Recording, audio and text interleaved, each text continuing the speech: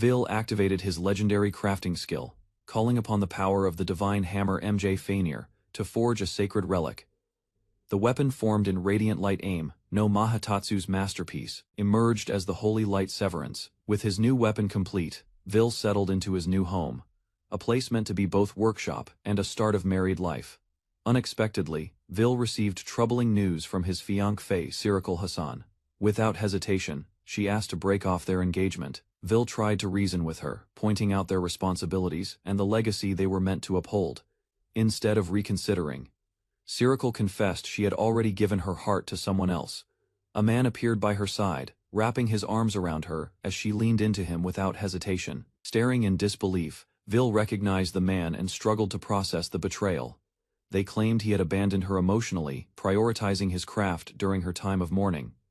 Vil defended his actions, explaining he was trying to save the company from collapse and had no choice. His words were dismissed, as Sirikul's partner claimed it was luck, not effort, that brought success.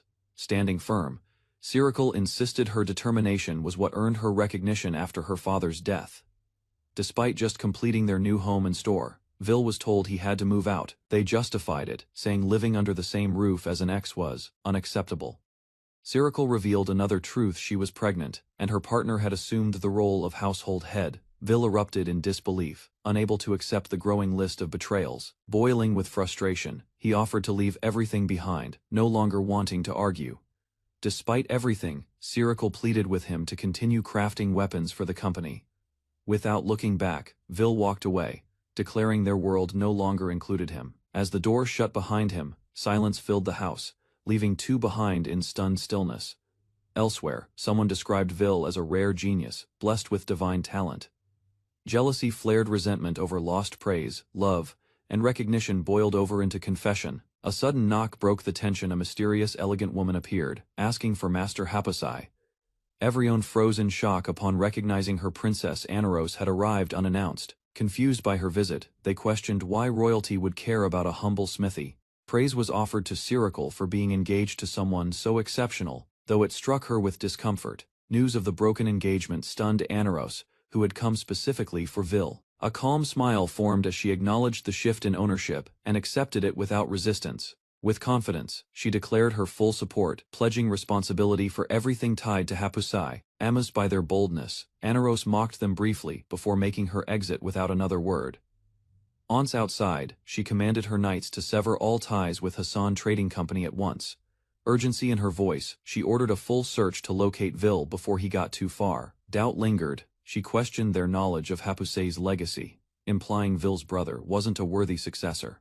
Far away, Vil calmly drifted downriver, flipping a coin as he journeyed into the unknown.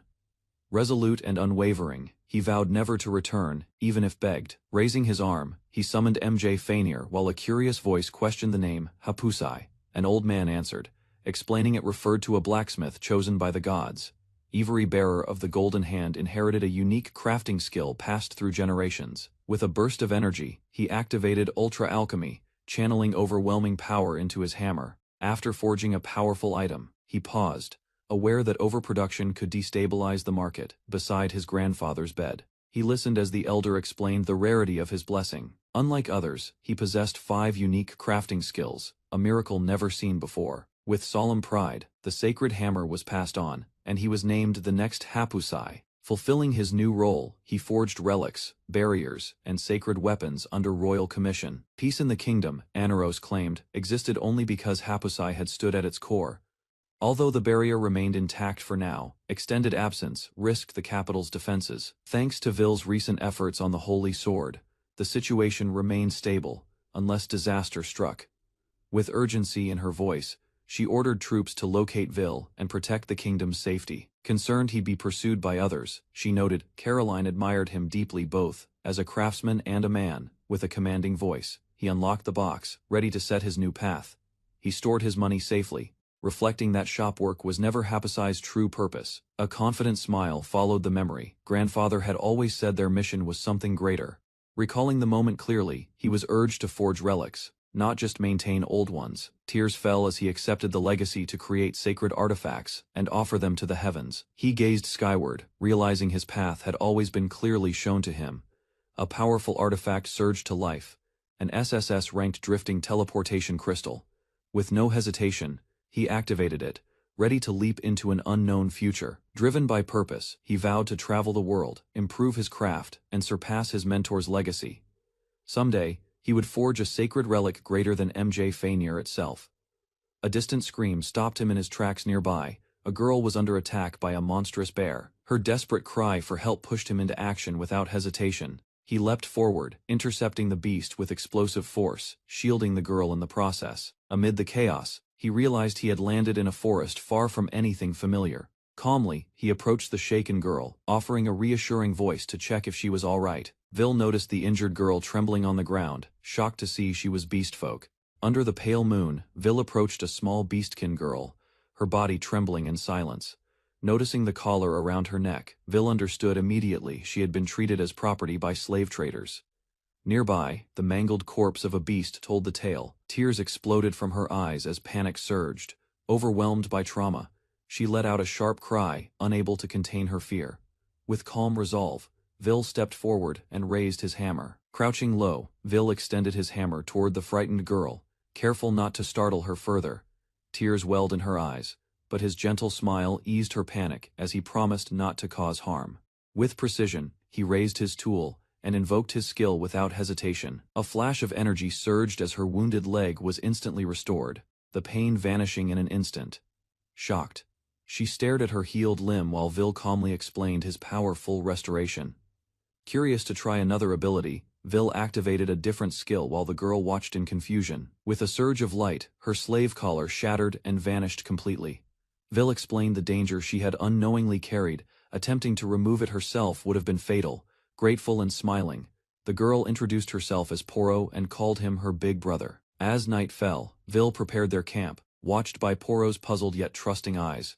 With a swing of his hammer, Vil activated a transmutation skill aimed at the thick tree. The wood responded instantly, twisting and reshaping under glowing energy, as branches curled upward. Stunned, Porro dropped her bread, unable to believe her eyes as the tree turned into a building. Before her stood a complete treehouse. Vil proudly offered it to her as their shelter. Elsewhere, scorched earth revealed destruction. Ancient dragons had attacked, alarming nearby soldiers. A scorched mountain of crystal and ash towered before the knights, silent testimony to a fierce battle. At its peak stood a lone warrior, Lady Caroline Iceberg, wielder of the holy ice sword, her presence commanding awe. The soldiers, stunned by her feat, begged her to return to the palace, believing her essential for the kingdom's stability. Caroline raised her sword, her expression unreadable. Examining the blade, she quietly noted it was chipped. Even the holy sword, revered and powerful, wasn't immune to wear surprising the soldiers with its chipped edge. Caroline, known for her stoicism, stunned everyone with a rare, gentle smile. With a graceful turn, she vanished without a trace, leaving only confusion behind. Back in the royal capital, she descended from the sky, light-hearted and radiant. A teasing cat perched on her shoulder, hinting at her eagerness to see the smithing prince. A soft expression spread across Caroline's face as she whispered her joy at soon seeing Vil again. Both sword and feline companion praised Vil's meticulous care, unmatched by anyone else. Though she claimed otherwise, her bold fight with dragons was clearly driven by her desire to see him. Finally arriving in town, Caroline walked confidently with her cat perched atop her head. At the door, a man greeted her warmly, though it wasn't Vil. As she entered, Caroline's presence stunned the man, who immediately recognized her title. She asked for Vil, only to learn from the man, his brother, that Vil was no longer there. With calm fury she heard Vil had been fired and decided to wait, despite the shift in ownership. Anger exploded. With a blast of power, she hurled him across the room. Her eyes narrowed. This was the fool who dared cast Vil out. Caroline demanded Vil's whereabouts, insisting only he could repair the holy sword. With a confident grin, the new owner offered to take Vil's place and maintain the blade himself. Even the cat seemed doubtful, noting how rare it was to be truly seen. Perhaps only Vil and Caroline could. The man boldly claimed superiority, boasting he could outdo his brother. While Caroline turned away, he smirked, convinced she'd soon choose him instead. Fueled by jealousy, the new owner vowed to surpass Vil, determined to claim everything his brother loved. He began grinding the sword carelessly, ignoring its groans and protests as he worked too aggressively. Suddenly, the sword roared to life, transforming into a monstrous beast and lunging at him in rage. Screaming in pain, he staggered back, his arm overwhelmed by the weapon's fury. Caroline watched coolly, noting how badly he had offended the sword's will. The cat recalled how Vil always treated tools with respect, unlike the reckless man before them. Caroline stood unimpressed as the man denied the sword's emotions, calling it nonsense. She declared she would never return, stating Vil alone maintained the holy sword's will. Coldly she made it clear the difference between them, and Vil was like night and day. Even as the man begged, Caroline turned away without hesitation, as the shop lay in shambles. The new owner shouted in frustration, still desperate to prove he was better than Vil. Though he tried to justify himself, the truth hit Caroline had sworn never to return. His assistant panicked, warning him that offending her meant losing the entire kingdom's trust. Chaos erupted as the royal family cancelled their orders, and pressure mounted from all sides. Overwhelmed, his partner screamed at him to leave. He had ruined everything. Shock spread across their faces as they realized just how many clients had pulled their orders. Far from the chaos, Porro enjoyed the comforts of her new life: warm clothes, delicious food, and a peaceful bed, with a cheerful tone. Vil explained the enchantments he added to their home, including food creation and magical protection. Admiration sparkled in Porro's eyes as she praised her big brother's talents. Vil smiled softly, finally feeling seen after pouring his efforts into perfect work every day. Porro looked up, eyes shining, and declared with certainty that her big brother was a truly great person. Meanwhile, Vil reflected on his family: his grandfather a legend, his father a skilled craftsman, both admired by many. Though they taught him well, he saw himself as just average, someone ordinary among giants. He brushed off praise, believing he was simply a blacksmith, doing his part. At his core, Vil wanted only one thing: to make others smile with his work. Vil smiled as he noticed Porro sound asleep. She must have been worn out after everything. Later that night, under the quiet moonlight, he lay awake, staring at the ceiling in thought. Morning came with a stretch and a yawn. Vil rubbed his eyes, calling out casually to Porro instead. Of the small beastkin girl, a mature woman lay tangled in the sheets. Shocked, Vil froze. The girl he'd cared for had mysteriously transformed overnight.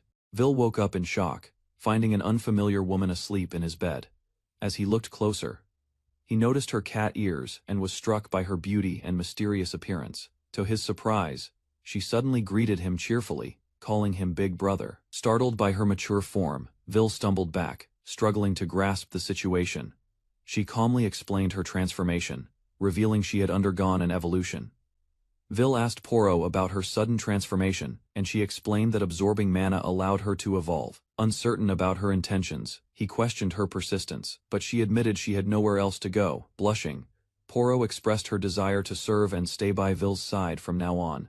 Without warning, she proposed making kittens, causing Vil to panic and flee in confusion. Their journey continued until they noticed something wrong. An entire village had vanished beneath water. Vil came across a strange signpost, marking the village as dead end, raising his concern. Arriving at the site, he found only a vast lake where the village should have been. Spotting people in the distance, he and Porro moved closer to seek answers. An old man introduced himself as Arthur, explaining the entire village had sunk. Flooding from a storm devastated the village, leaving only elders behind with no way to rebuild. Without saying much, Vil walked away, prompting Porro to call after him in confusion. He climbed a cliff and confirmed his suspicion: the surrounding mountains formed a basin, trapping rainwater. Staring over the flooded valley, he realized he might be able to change things. Summoning his massive divine hammer, he prepared to reshape the land itself. With determination in his eyes, Vil began his work, stunning Porro with his resolve. With a firm grip on the hammer, Vil swung with full force, channeling his power. The massive blow crashed into the ground, shaking the earth and carving a deep crater. Multiple strikes followed, each one widening the gap, until the land cracked open completely. As the final blow landed, water surged through newly formed channels, cascading down the cliffs.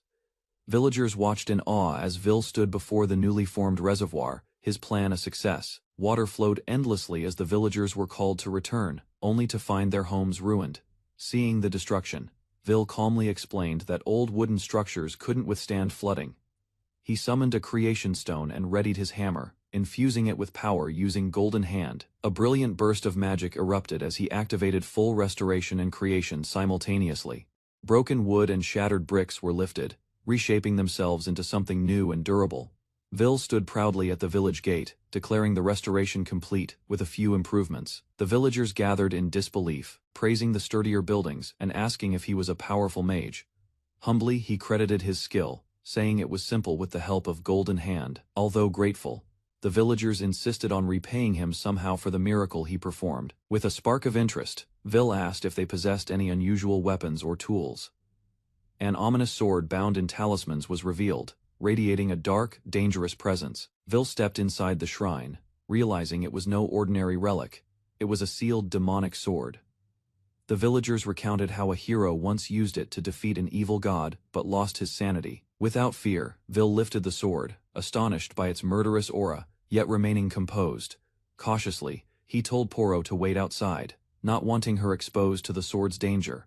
Despite warnings from Arthur, Vil assured everyone he could handle the sword, and got to work. He invoked a powerful technique, Almighty Destruction, level 1, beginning the process of purification.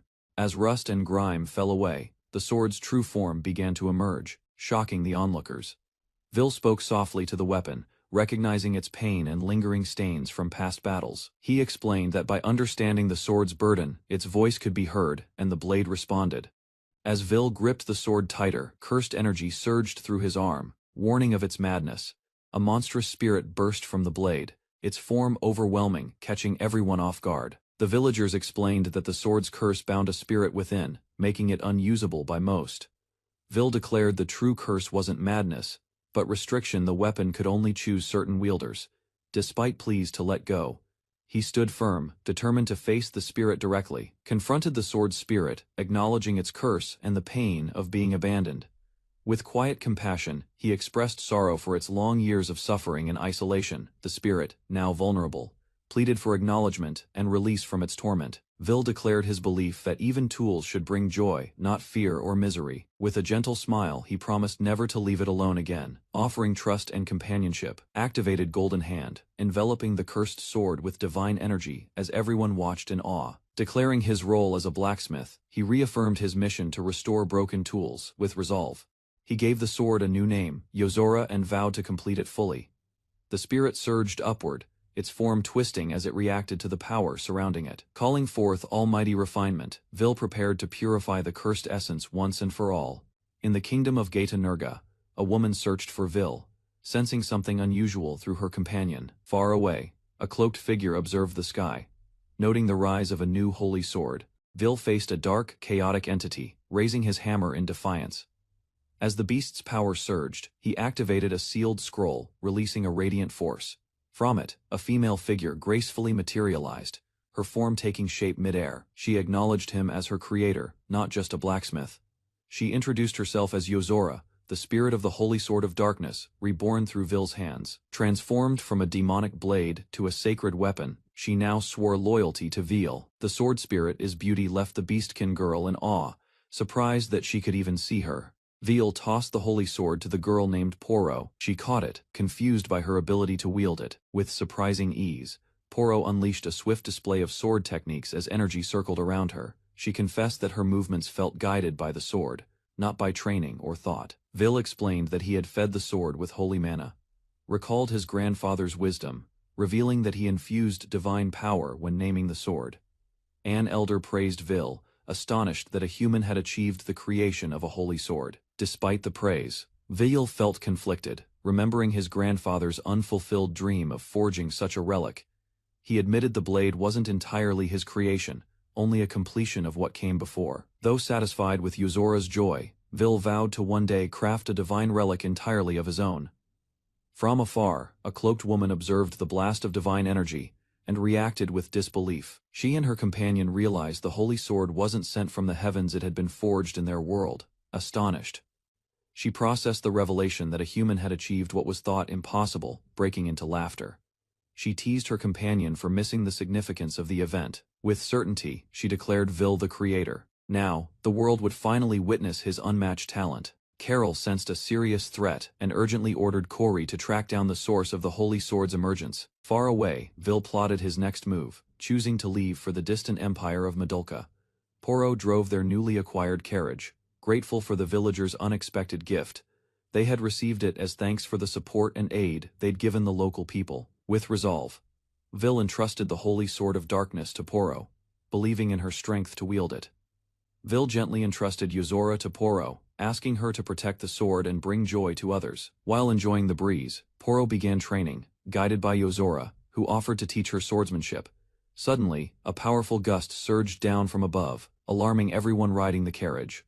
A massive beast descended with force, shaking the ground as it landed before them. Towering above, a fearsome dragon glared menacingly, its presence signaling the start of a deadly confrontation. Vil spotted the green dragon swooping down, recognizing the threat and shouting a warning.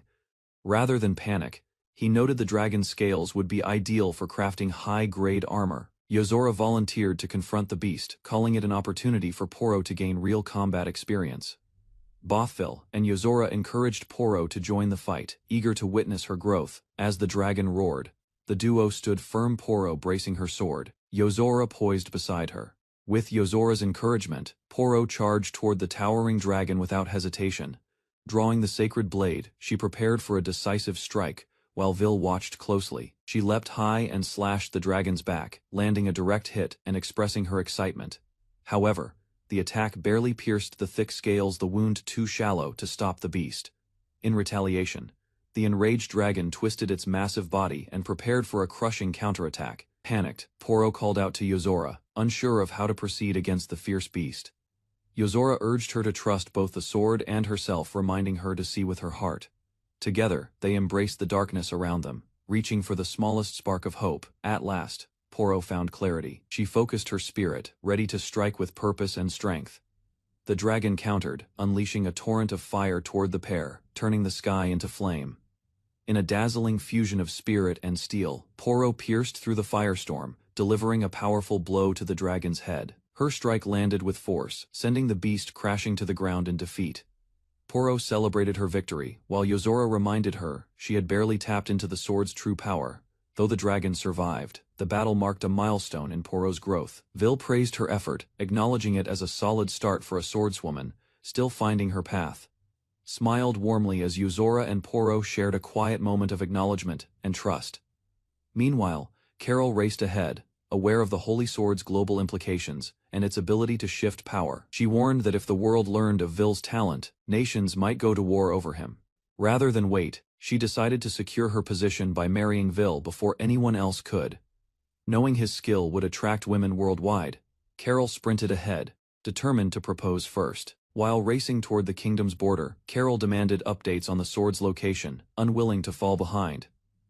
Realizing they neared the empire of Meduca, she feared the appearance of one of its elite heroes. Suddenly, a deafening screech and violent tremors interrupted Vil and the others, mid-conversation. Bolts of thunder erupted from the sky, and Vil instinctively recognized the overwhelming presence approaching. Emerging from the storm, a fierce woman wielding a blade appeared, declaring she'd come for Sir Vil. Vil encounters a woman from his past who recognizes him immediately, moves first, testing the beast-eared guard, who positions herself in front of Vil to shield him. She reacts too late as the woman advances quickly, clearly measuring the guard's speed and resolve. Weapons clash when the guard counters the whip with precise timing, stopping the strike before it reaches Vil.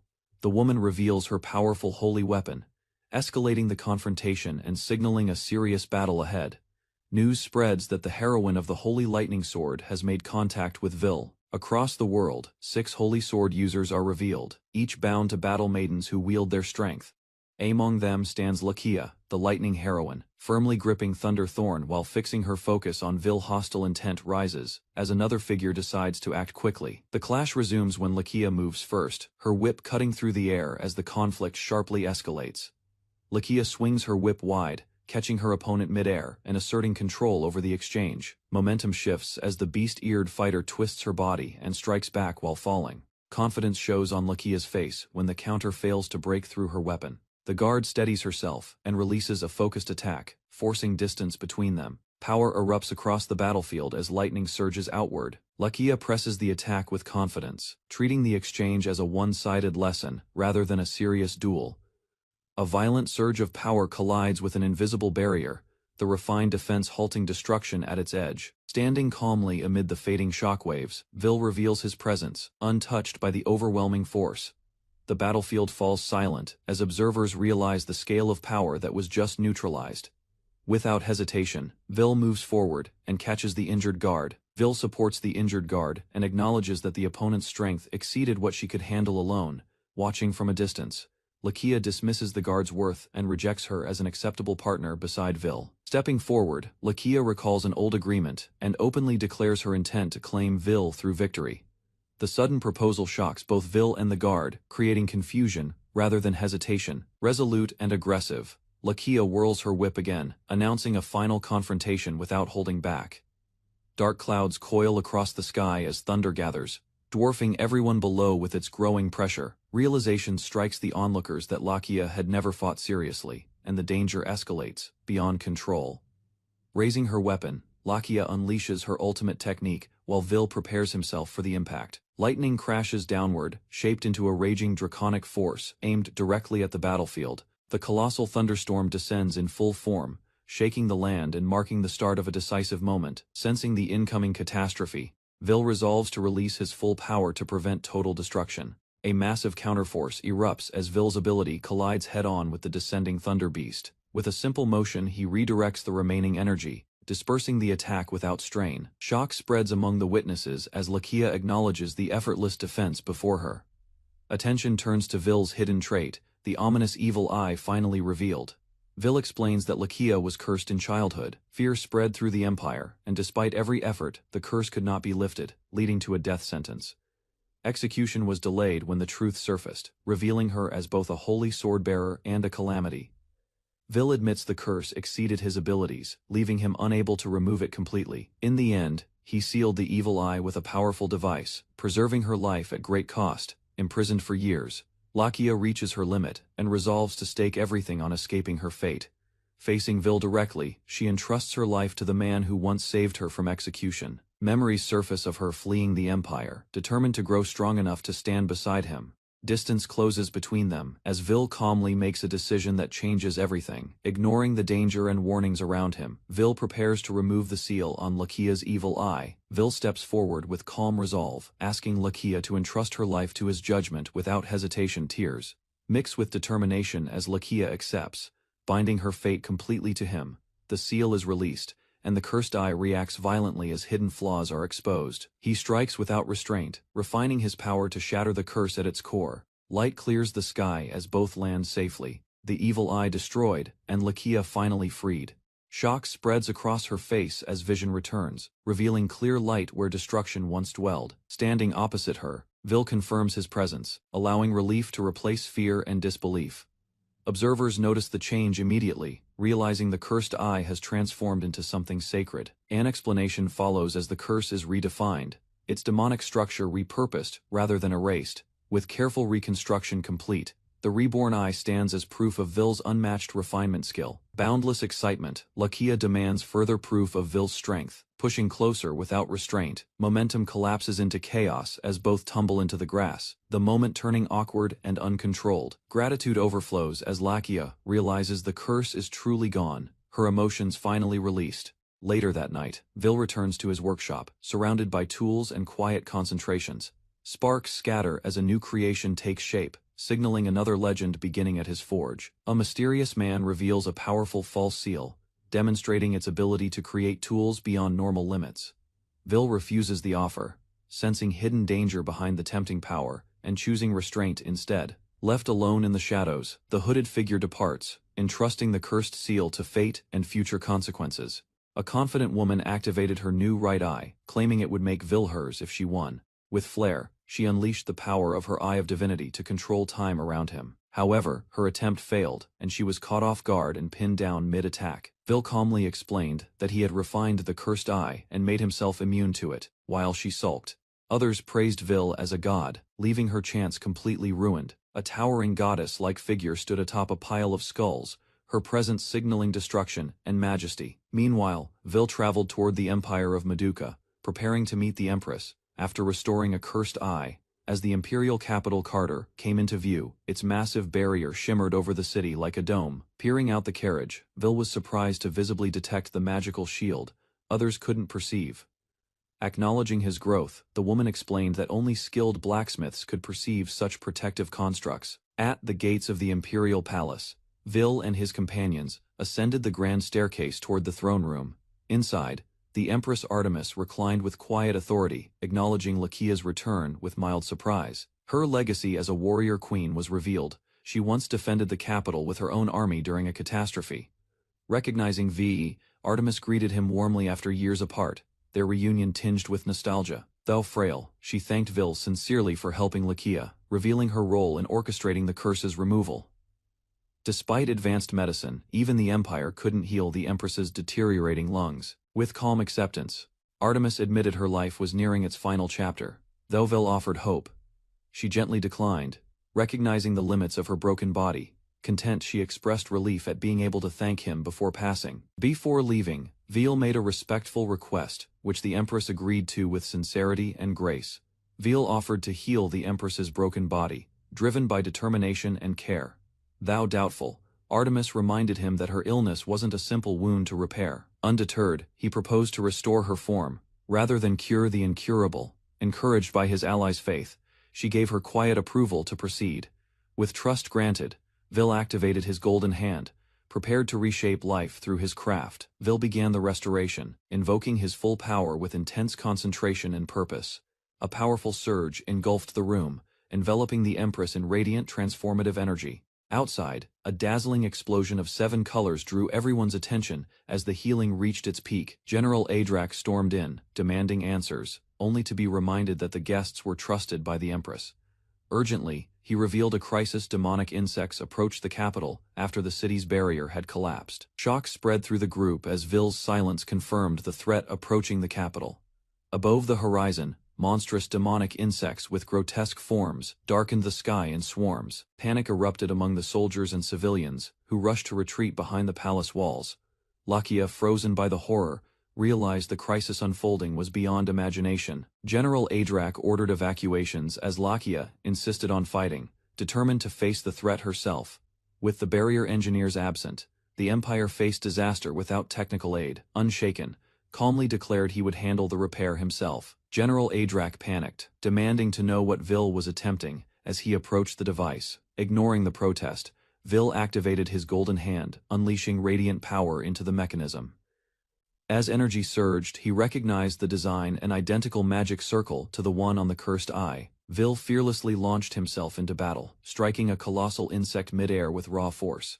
Unleashing almighty refinement, he obliterated the monster with a devastating energy slash back at the palace. Everyone watched as the battlefield lit up, stunned by the overwhelming display. With a calm voice, Vil assured them the bugs were likely eradicated by the light. He revealed the barrier had been upgraded to auto-disintegrate threats, making the capital self-defended. Vil examined the damaged barrier layers, concluding the sabotage was deliberate, not natural decay. Confronting Adrak with a calm smile, he hinted at guilt without naming anyone directly. Footsteps interrupted the rising tension, drawing shocked reactions from everyone present. A stunning figure emerged, radiant, regal, and reborn, leaving the room breathless at the sight. With serene authority, the restored woman declared her identity: Empress Artemis of the Empire. Vil and the others stood stunned as the youthful Empress Artemis revealed her complete transformation. She explained that Vil's restoration didn't just heal her, it recreated her body from the inside, outmoved by the miracle. The knights below proclaimed her return with resounding cheers. Artemis ordered the general's arrest, but he erupted in rage, resisting violently, screaming devotion to a dark power. Adrak triggered the explosive strapped to his body. Lakia and the others braced themselves as Vil questioned the meaning of 7 powers. Without hesitation, Artemis launched into action. Her powerful strike aimed at the traitorous general. Her high kick connected with devastating force, launching Adrak skyward like a missile. Declaring her wrath, Artemis vowed that no enemy of the Empire would escape her judgment. Moments later, Adrak exploded midair, reduced to nothing under her overwhelming might.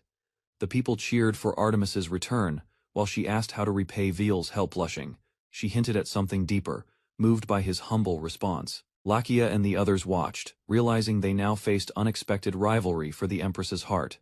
Vil turned quietly, still pondering the meaning behind the words 7 powers. At the headquarters of the Hassan Company, panic erupted. The president of the company, overwhelmed by pressure, realized that even one more lost client could collapse their business entirely. As she tried to manage the crisis, someone forcefully knocked, demanding her attention. To her shock, the visitor was the S-ranked master of the Adventurers Guild. Grateful for a sword crafted by Vil, the guildmaster came to order more, offering hope in a time of decline. A delivery of finely crafted swords arrived, presented with pride and hopeful anticipation. Inspecting one blade closely, the guildmaster tested its edge with swift, fluid motion.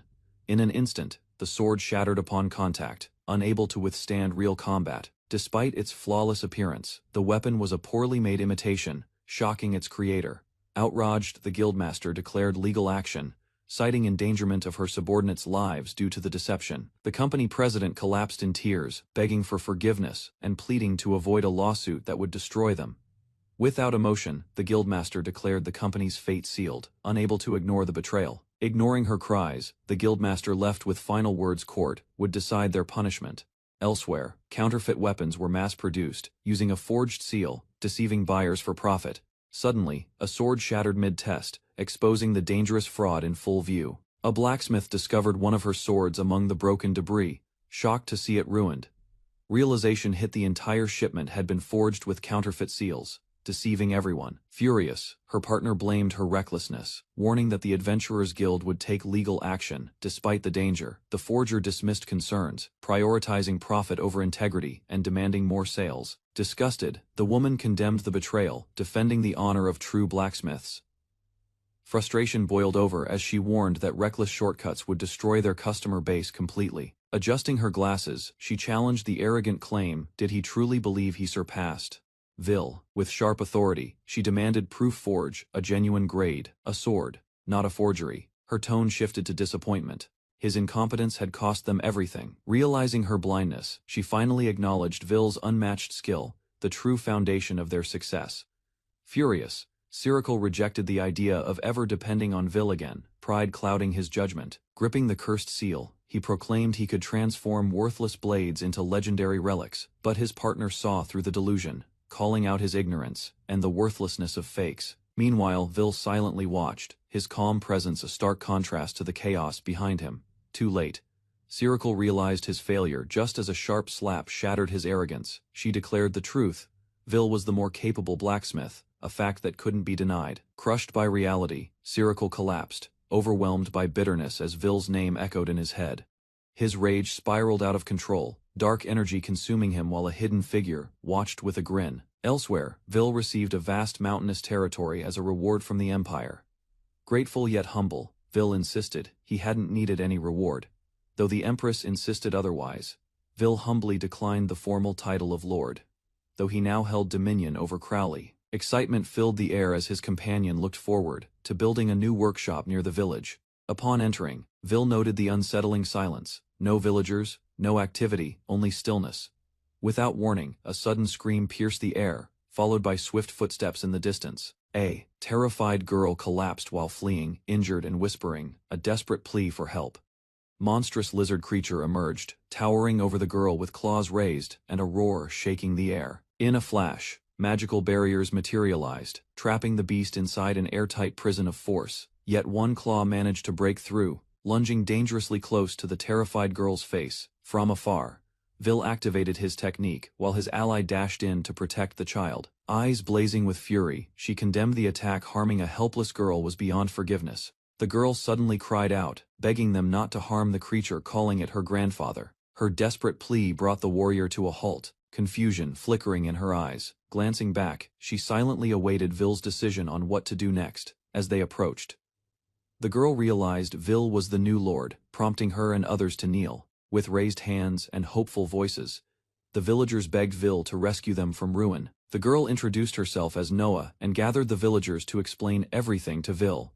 She revealed that the monster was once her grandfather, Lagaro, who had served as village chief, exposing her back. Noah showed the lizard-like scales evidence of a growing curse. The white dragon god's winds carried a mark that slowly transformed victims into lizardmen. Everyone stared solemnly at the cursed creature. Once human, now lost in scaled form, Vil stepped forward confidently, noticing a magic circle forming around the cursed figure. With calm precision, he activated a spell, trapping the lizardman in swirling magical energy, calling forth his unique skill. Vil invoked the power of the Golden Hand, A burst of light followed, shattering the curse as the creature's monstrous form began to peel away. Moments later, Ligaro stood fully human again, embracing Noah in joyful reunion. The villagers rejoiced as the curse on Ligaro was finally broken, thanks to Vil's power. Excitement spread quickly, and others rushed forward, hoping to be cured as well. With everyone healed, Vil prepared to leave without fanfare. He suspected a greater threat loomed ahead, one tied to the White Dragon God and ancient forces. Vil and his companion arrived at the White Dragon mountain range, where twisted roots engulfed ancient ruins. They stood before a valley drowned in thick miasma. The corrupted air made it clear the area was long abandoned by life. Protected by a barrier, Vil examined a melting creature destroyed by the toxic surroundings. Despite the ominous signs, the source of the curse remained hidden. Suddenly, an unseen force burst from the ground, knocking Vil's companion backward. A massive shifting form emerged from the miasma, its presence warping the ground beneath it. Confusion gripped Vil's companion. Towering above them, a dragon revealed itself, its features unmistakable. The White Dragon God had finally appeared. Closer inspection sent a chill down their spines. Despite the name, its scales were completely blackened by corruption. With a deafening roar, the beast unleashed a stream of fire, scorching everything in its path. Reacting swiftly, Vil leapt into action, shielding his partner just as flames exploded around them. An immense wave of fire crashed down as Vil activated his strongest defense, shielding both of them from destruction. Confidently, he declared the barrier's strength, a refined version surpassing even the capital's defenses. Calmly raising his hammer, Vil explained the barrier's dual ability to block both miasma and physical blows. With a thunderous impact, the corrupted dragon slammed into the earth, sending tremors through the battlefield. The dragon and Vil plunged into a hidden underground chamber below. Dust settled slowly as light pierced through the broken cavern, revealing the aftermath of the fall. Vil rose from the rubble and checked on Porro, who survived thanks to his barrier's protection. He observed the dragon struggling to fly and questioned whether even such a creature could be cursed. Recognition struck suddenly. Vil dashed forward, realizing a critical detail he had missed until now. As the dragon roared, he recalled stepping on its tail, possibly the cause of its fury. Vil realized the dragon wasn't enraged, it was suffering. Pain radiated from its body rather than hostility. With calm determination, he spoke to the wounded creature, promising to restore its dignity if given a chance. Raising his hammer, he approached with trust. The dragon lowered its head, accepting his aid without resistance. He unleashed almighty refinement, releasing energy that surrounded the dragon's cursed form. Bathed in radiant light, the dragon transformed, spreading its pure, restored wings once again. As the dragon admired its restored scales, Vil wondered aloud if dragons were always able to speak. The majestic beast clarified it was no ordinary creature, but a dragon god, thus capable of speech. Grateful for the restoration, the dragon expressed heartfelt thanks. Porro stood in awe at the revelation. Vil casually introduced himself as a traveling blacksmith, seemingly unfazed by the divine presence. Sharing a laugh, the dragon called him Crowley. Porro chimed in, declaring Vil as Lord of Crowley. Now, the dragon revealed that the name Crowley was once given to him by ancient kings, a title they now shared. Though the kingdom had long vanished, the dragon declared Vil the rightful new lord of this land. Vil then asked what caused the terrible curse that had once corrupted him. With sorrow, the dragon explained how grief consumed him after the kingdom lost its ruler. In his vulnerable state, a dark force struck, embedding the curse while he mourned. The dragon feared he had harmed the people, as his curse had spread with the mountain winds. Vil reassured him calmly, insisting that the blame did not lie with him. A concealed magic circle appeared beneath their feet, one only Vil could detect due to his skill. He explained its effects: it trapped victims and amplified violent emotions beyond control. Suspecting foul play, Vil identified the likely culprit, an organization known as the Seven Powers. Furious, the dragon roared a vow of vengeance toward the Seven Powers for the pain they had caused. He struck the ground, but the cursed circle still remained intact, resilient, and rooted. With precision, Vil combined two skills, almighty destruction and almighty refinement, unleashing them in a single blow. The cursed seal shattered completely, scattering its magical bindings in every direction. In its place, the ancient castle stood, renewed circle, gone, land restored, and hope returned. With a warm smile, Vil told the dragon it was now free to come and go without restriction. Suddenly, a divine figure named Lady Crowley appeared, astonished by the sanctuary's creation. She explained that the castle had become a celestial domain, restoring her full divine power on earth. Vil, surprised by his own feat, realized he'd unknowingly built a sanctuary for a god. Before he could react further, she noticed a strange symbol on his hand, the mark of the Sunday. Lady Crowley identified the mark on Vil's hand as the proof of one who grasps the Sunday, a sigil of immense rarity. Only a handful in history had received it, making Vil's possession of the sigil extraordinary. Surprised, she recalled encountering a similar mark within her own divine territory. They explored the ruins together, and soon uncovered a matching sun-shaped seal embedded in stone. Confirming its authenticity, they realized it was an exact match linked across time and divine domains. Lady Crowley revealed the place was once the late king's favorite, but its purpose remained unknown. Despite her efforts, the circle showed no reaction. Vil suspected a hidden mechanism. As he approached, his sigil began to glow, triggering a sudden reaction from the floor. Tendrils of light reached out, pulling at him as the mark resonated, and activated the seal. A burst of light engulfed Vil as a mysterious hand reached toward him. The next moment, Vil stood alone within a strange, circular structure surrounded by unfamiliar stone walls. He stepped forward, confused, and saw a vast open space filled with odd architecture and distant towers. A voice echoed in his mind, explaining a telepathic skill. Vil listened, astonished by its power. Two figures appeared, one calling him Master Vil. Revealing the skill also connected their senses. Vil realized he had been displaced by the sigil, now standing in an unfamiliar, strange city. Curious, he approached a surface and confirmed it was a wall, reinforcing the oddness of the environment. Although the space was bright, he noticed the absence of the sun, adding to his unease. He deduced the sky was an illusion, part of a vivid underground artificial environment. Questioning its purpose, Vil suspected the sigil was linked to the hidden Haposai workshop. Vil deduced that even mighty beings like Crowley couldn't enter, hinting at powerful restrictions within the workshop. Despite her strength, a demon girl admitted that her abilities had boundaries, unable to bypass the barrier. As Vil explored further, he sensed a peculiar difference in the texture of a section near the fountain. Touching it triggered a swirling reaction, and energy began to surround his body rapidly. Before he could react, a spiraling gate materialized, pulling him toward an unknown destination. The demon girl shouted in alarm, recognizing the place as one of the seven hells, an ultra-rare dungeon called the Fall. Vil was stunned to learn he was the first to ever enter, as no traces of previous visitors existed within the dungeon. While exploring the tunnel, he discovered a peculiar ore embedded in the wall, unlike anything he knew. Excitement filled him as he realized the mineral was completely unknown, perfect for forging new tools. Meanwhile, she warned that dungeon walls were said to be indestructible, making collection impossible. With a swing of his hammer, Vil activated Almighty Destruction, breaking down the dungeon wall effortlessly. The demon girl panicked, warning him of the overwhelming danger such a powerful skill could pose. Unfazed, Vil casually summoned a mysterious storage box, treating the event as routine.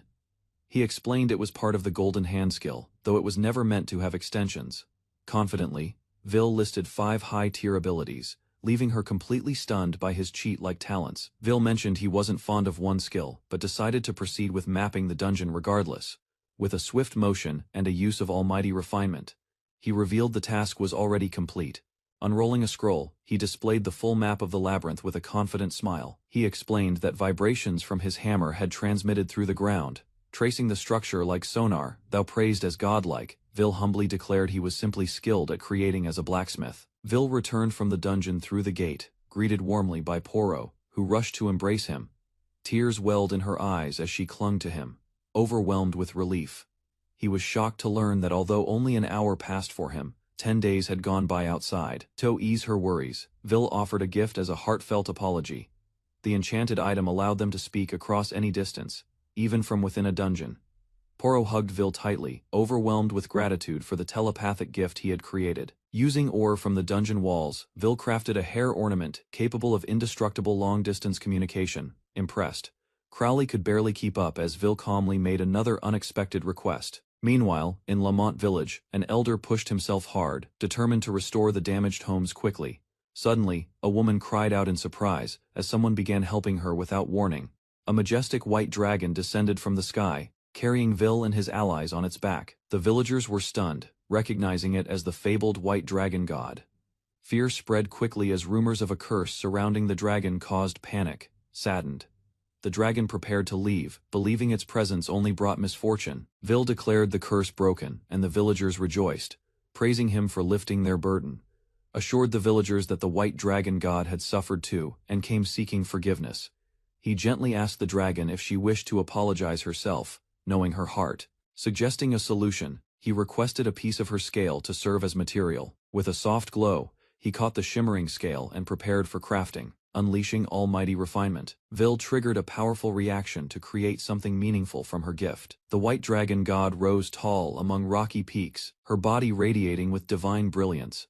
A magnificent fountain erupted at her base, casting shimmering light in all 7 colors. Villagers bathed in the waters, instantly soothed and invigorated by its magical touch. Vil revealed he had used her scales to craft the fountain, granting lasting healing to the people. Proudly, he proclaimed the miracle any illness or wound could now be cured by her sacred gift. As villagers bowed in gratitude, Noah offered words of peace, accepting the white dragon god's heartfelt apology. The dragon softly thanked Vil for guiding her through redemption. Suddenly, a messenger owl landed on Vil's shoulder, carrying an urgent note. He opened the letter, surprised to find it was sent from the Empire. The message warned of Lady Caroline's grave injury in battle, requesting Vil's immediate return. The city of Carter faced an overwhelming assault from unknown monstrous forces. A determined woman sprinted through the chaos, pushing past writhing tentacles. Massive creature loomed over them, far more evolved than before. Its towering form and regenerative limbs made it clear conventional weapons would no longer suffice. From high above, the woman summoned an enormous glowing disc with unwavering resolve. She confronted the monster. Twin moons loomed above as the devastating crescent icebreak launched, flooding the sky with intense magical energy. The impact tore through the landscape, erupting in blinding light and violent force. Debris scattered while the creature writhed beneath the crushing weight of the frozen assault. Carol pushed forward, her body resisting the freezing shock, unwavering in her resolve. Despite the damage, the monster endured, prompting her to strike once more without hesitation. Corey looked on solemnly as Carol collapsed, blood dripping from her mouth, barely able to stand. With calm determination, he stepped forward, bidding her farewell and expressing his gratitude for their time together. Carol reached out, pleading for him to stop, but his decision was already made. Unleashing his ultimate move, Corey transformed, his roar freezing the monstrous foe in place. Carol awoke suddenly in a hospital bed, screaming his name in anguish and disbelief. Caroline awoke to comforting words, her injuries bandaged as Vil and others stood close by, ensuring her safety. Emotion surged as she quietly whispered Corey's name, only to meet Vil's reassuring gaze. Outside, concern spread. To Caroline, the holy ice sword wasn't just a weapon, it was like family. Vil began questioning the sword's fate and its assigned caretaker, seeking a way to reverse the damage. He learned the truth: once a holy sword's physical form is destroyed, its essence fades, like a dying soul. Vil solemnly acknowledged the grim reality once shattered. A holy sword's life was effectively over. Carol clutched the broken shard, apologizing for not being able to thank Corey properly. Surprise filled the room as everyone recognized the fragment. It was Corey's core. Explaining its significance, Vil revealed the core was the heart of a holy sword, its vital source of power. Hope returned as he declared the possibility of restoration, prompting Carol to ask if he truly could revive Corey. Vil hesitated, knowing that one wrong move could erase Corey's essence forever. Caroline clutched the core, declaring that life without Corey held no meaning for her. Moved by her resolve, Vil watched as she extended the fragile shard with unwavering hands. Doubt flickered in his mind, restoring a holy sword from nothing surpassed, even his grandfather's skill. Despite uncertainty, he began the ritual. Hammer in hand, as Caroline whispered a desperate plea for Corey's return. Vil's eyes widened as the core revealed a hidden blueprint. Activating his skill, he raised the hammer with urgency, channeling the techniques of his forebears. He focused all energy into forging something new, something never done before. With a determined strike, he unleashed relic reforging. Elsewhere, an enormous frozen beast towered over a mountain. The crowd watched in awe as they learned the truth. The ice heroine had risked everything to contain the creature. The tentacled beast broke free, slithering forward as Lady Lakia led the command to open fire. Despite the coordinated attack, the monster advanced. Observers noted it had become far more powerful than before, unfazed. A warrior unleashed lightning cobra, aiming to strike the core with sheer electric force. Lakia roared, confident her strike would end it, but the creature resisted the lightning barrage, amidst the chaos. Soldiers fell, those who touched the tentacles collapsed. Their life force rapidly drained away. Cracks spread rapidly through the ice as the monster resisted, refusing to die, even under intense assault. Stepping forward, Lakia silenced the others and declared her intent to finish it alone using sword art. She ordered a full retreat, fully aware that her chosen technique would drain both her strength and her blade. Preparing her weapon, she warned it might get rough, apologizing to her trusted sword Kaminari. With a final farewell, she smiled, ready to give everything. The monstrous beast rose again, shattering the earth beneath it with each crushing movement, eyes glowing. Lakia invoked Divine Time Lord's gaze, locking the creature's movements for a brief moment. She shouted the activation sword art release, unleashing a surge of magic that engulfed the battlefield. Crackling energy surrounded her body as she launched skyward, her final attack gathering at full force. With thunderous power, she summoned Storm Serpent Jafer Mungandra, striking down upon the enemy with divine fury. The serpent's impact crashed into the earth, sending shockwaves across the battlefield in a blinding surge. A massive crater formed, engulfed in smoke. Silence following the chaos as dust filled the air. Hovering above, Lakia exhaled faintly, drained but standing. A dark shadow descended behind her. Tentacles pierced her body mid-air, her energy spent. She had no strength to resist. Falling helplessly, she whispered an apology to Kaminari, realizing this battle was over for her. A surge rippled through the battlefield, stirring an unknown force buried deep within the storm. Lakia's eye flashed as time warped. Against all odds, she stood again, confused but ready. Without a word, she moved forward. Her weapon steady, Vil quietly watching from behind. Suddenly, countless tentacles erupted, aiming to crush the figures below as a new beast emerged. Vil gripped his hammer, gazing upward, whispering a question: what is a weapon meant to be? Corey's essence glowed as it rose, merging with Caroline's wish to protect. Caroline embraced him through tears, overwhelmed by his return. Vil confronted the monster, questioning its joy in causing destruction and pain. His calm broke. With steeled eyes, he prepared to unleash his true power. Vil stood before the massive tentacled monster as its limbs lashed out, scattering warriors and tearing into the sand.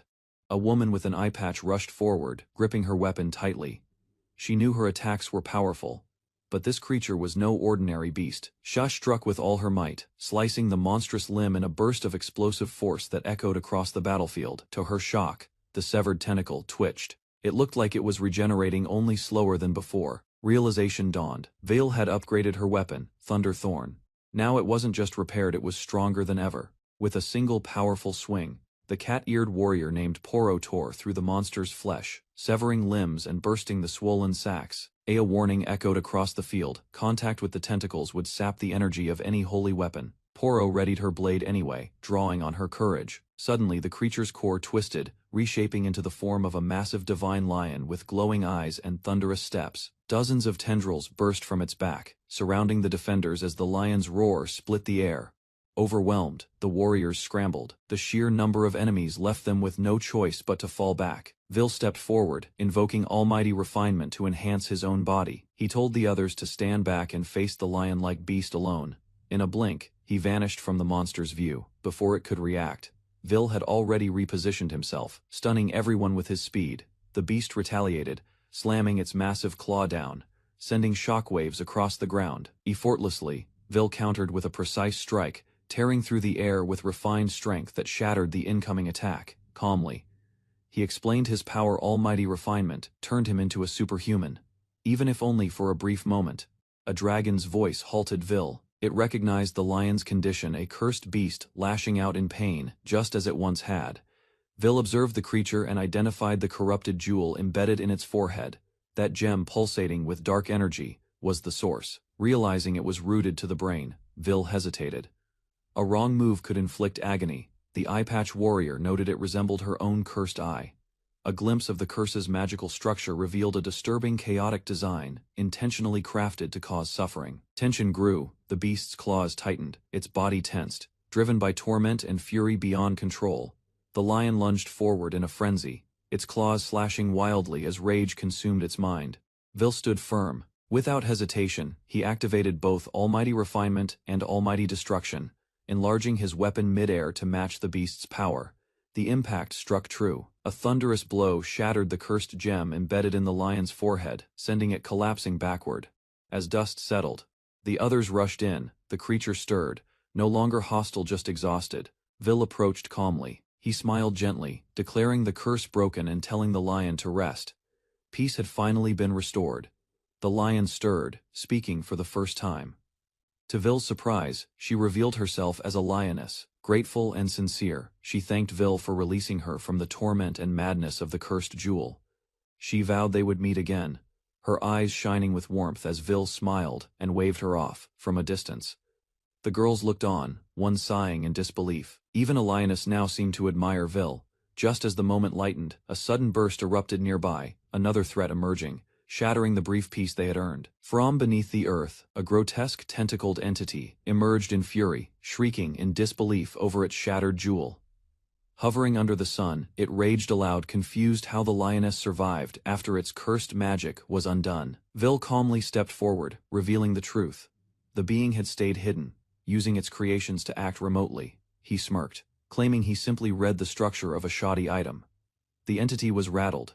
He shouldn't have known anything. Vil remained unfazed. He vowed to dismantle its flawed form, calling its twisted design unworthy of life itself. The cursed being declared its mission to destroy the sacred relics, warning Vil not to stand in its way.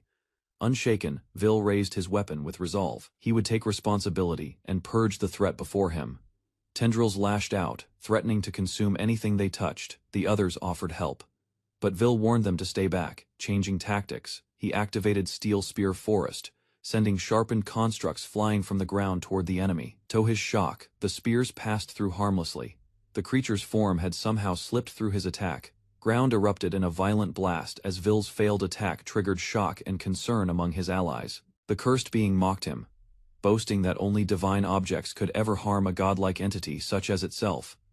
Vil reasoned quickly, if gods could only be harmed by sacred relics, then those relics held the key. With resolve, he activated Golden Hand. His voice rang out as he connected with a legendary weapon, Divine Hammer MJ Fenir. Energy surged as he launched forward. The cursed foe, sensing the threat, prepared to intercept, vowing to destroy the sacred hammer before it struck. A holy sword pierced through the cursed creature, causing it to scream in agony. It couldn't comprehend how Vil wielded such a weapon. Calmly, Vil explained. The hammer was his true sacred relic, while the holy sword was something he forged himself. Though it was only a replica, his magic allowed him to copy a relic's power for a limited time, just enough to damage a divine being. He activated his fifth skill, Infinite Forgeries, summoning countless memory cubes into the air. Each cube stored the essence of relics. Using Golden Hand, Vil could recreate any of them. Dozens of divine weapons surged into view, forged by mana and Vil's skill. Temporary copies, yet powerful enough to defy gods. The cursed entity hovered at the center, surrounded from every side by replicated relic swords, spears, and shields, all gleaming with holy light. Gasps erupted. Names like Aegis, Gungnir, and Excalibur were recognized. Vil declared it over, confident in his overwhelming arsenal. But the enemy refused defeat. With a final outburst, tendrils erupted from below, aiming to drag Vil down.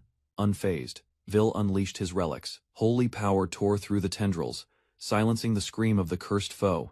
Even beneath the ground, Vil's forgeries emerged, appearing just long enough to strike before vanishing. A storm of sacred replicas launched toward the cursed being. It flinched, realizing resistance was futile. As the final blow landed, the creature screamed in defeat. With one last threat, it vanished in a blast. Vil stood unharmed. Although Vil's mana had already begun to return, he declined assistance and urged the others to help each other instead.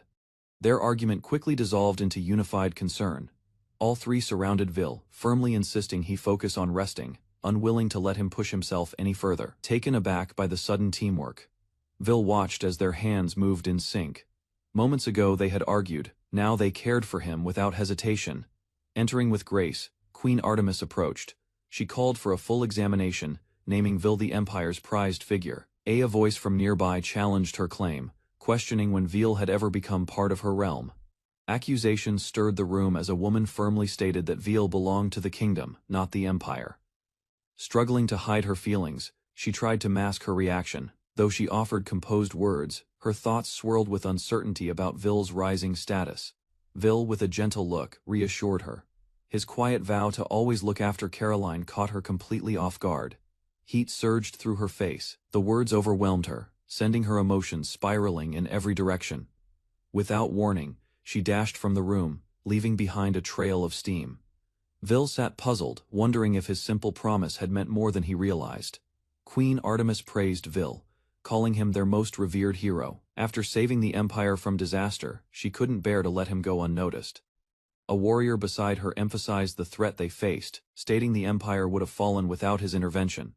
Both women offered sincere gratitude. While Artemis remained dignified, the other bowed deeply, showing heartfelt respect. Vil gave a modest smile. He denied having done anything worthy of praise, insisting his actions weren't special. Downplaying the victory, Vil explained that his skills just happened to counter Tsukumogami's. In his view, it was luck. Vil brushed off the praise again, insisting it was the sacred relic, not his own strength, that brought victory. His humility drew chuckles from the others. Even the queen couldn't help but agree Vil's mindset was truly unlike anyone they'd known. Elsewhere, chaos erupted. A woman was thrown out violently, landing hard on the wooden floor as the door slammed shut behind her. Desperation filled her voice as she begged outside the shop. With nowhere else to turn, she pleaded for someone to visit the Hassan Company. A newspaper headline revealed the truth: Hassan Company teetered on the edge of bankruptcy. Their future looked bleak, without urgent help. Stern woman rejected the plea coldly. She slammed the door shut, condemning the Hassan Company as a business built on deception. Left alone in the street, the woman collapsed in defeat. With no smiths to forge and no buyers remaining, all hope seemed lost. Tears welled in her eyes, but her resolve returned. Rising from the ground, she decided there was still one person she could turn to. The streets bustled with life as she hurried through the city, weaving past unaware crowds, her destination firmly in mind. In the heart of the market stood a powerful figure, his presence commanding attention. Sparks flickered as he gripped a mysterious weapon. With a sinister grin, the man chuckled to himself. His cursed hand pulsed with energy as he declared the market full of eager customers. Shouting with wild enthusiasm, he praised his wares, boasting their value was enough to die for.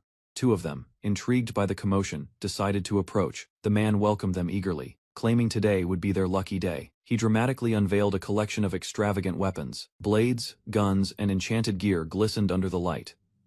Gasps followed. Among the items were legendary relics: Excalibur, Fabulg, Levitine, and Aegis, all displayed in one place. With manic energy, the vendor proclaimed each legendary weapon available for just 1,000 gold pieces, eyes gleaming with greed. He turned to his partner, promising unimaginable riches. Doubts rose among the buyers. Some questioned the origins of the items he flaunted so confidently. To prove the weapon's power, a customer stepped forward. Despite limited magical skill, he prepared a spell and readied the blade for a test. The weapon struck the crystal with force, cracking the surface. A moment of silence followed as everyone held their breath. Suddenly, the crystal shattered violently. Watching with eerie satisfaction, the vendor's sinister grin returned, reveling in the chaos he'd sparked. The crowd surged forward, shouting over each other. Everyone clamored to grab a legendary weapon, captivated by their supposed power and price. With a sly grin, the vendor prepared to seal a sale. Just as Excalibur was about to be exchanged, someone shouted, halting the moment, holding the sword high. The buyer revealed damage along its edge. She declared it a fake and refused to pay a single coin. Confusion spread quickly. Whispers turned into outrage as others noticed their weapons were also chipped after minimal use. She emphasized that true legendary weapons radiated power by touch alone. Cries of total junk echoed as the fake sword shattered. Furious, the crowd accused the vendor of scamming them, shouting that he wasn't a real smith. Sweating and wide-eyed, he tried to defend himself, declaring he was the head blacksmith of the Hassan Company. He insisted even gods would envy his skills. The crowd wasn't convinced. Rumors about Hassan's bankruptcy surfaced, and voices demanded a boycott. Accusations of fraud erupted from all directions. As tension spiked, the vendor clenched something tightly. A magical reaction exploded in his grasp, blinding and loud, roaring with desperation. He held his weapon high, surging with energy.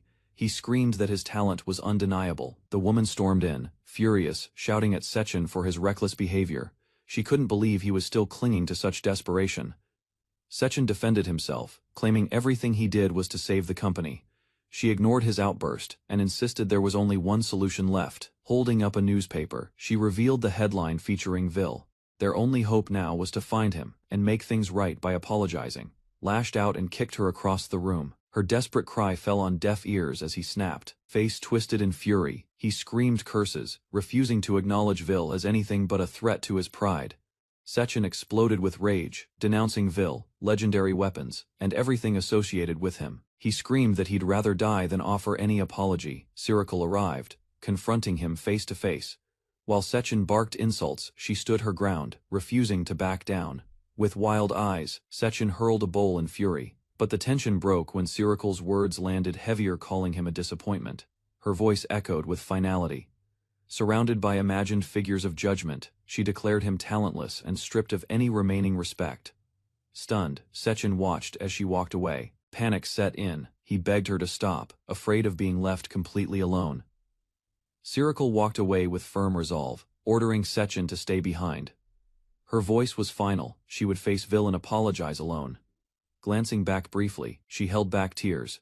Her decision wasn't easy, but it was the right one. Sechin collapsed to the ground, screaming her name. Thoughts of worthlessness consumed him. Talent, skill, power he had none, and the world rejected him for it. His cursed arm erupted violently as he lost control. Agony twisted his body, and the mutation deepened. With madness in his eyes, he welcomed chaos. Shouts rang out nearby as frightened onlookers called for guards, sensing something had gone terribly wrong. Sechin's mind snapped completely. With a twisted grin, he declared his intent to steal the talent and strength of others. A steam locomotive chugged across a high stone bridge, cutting through the vast mountains.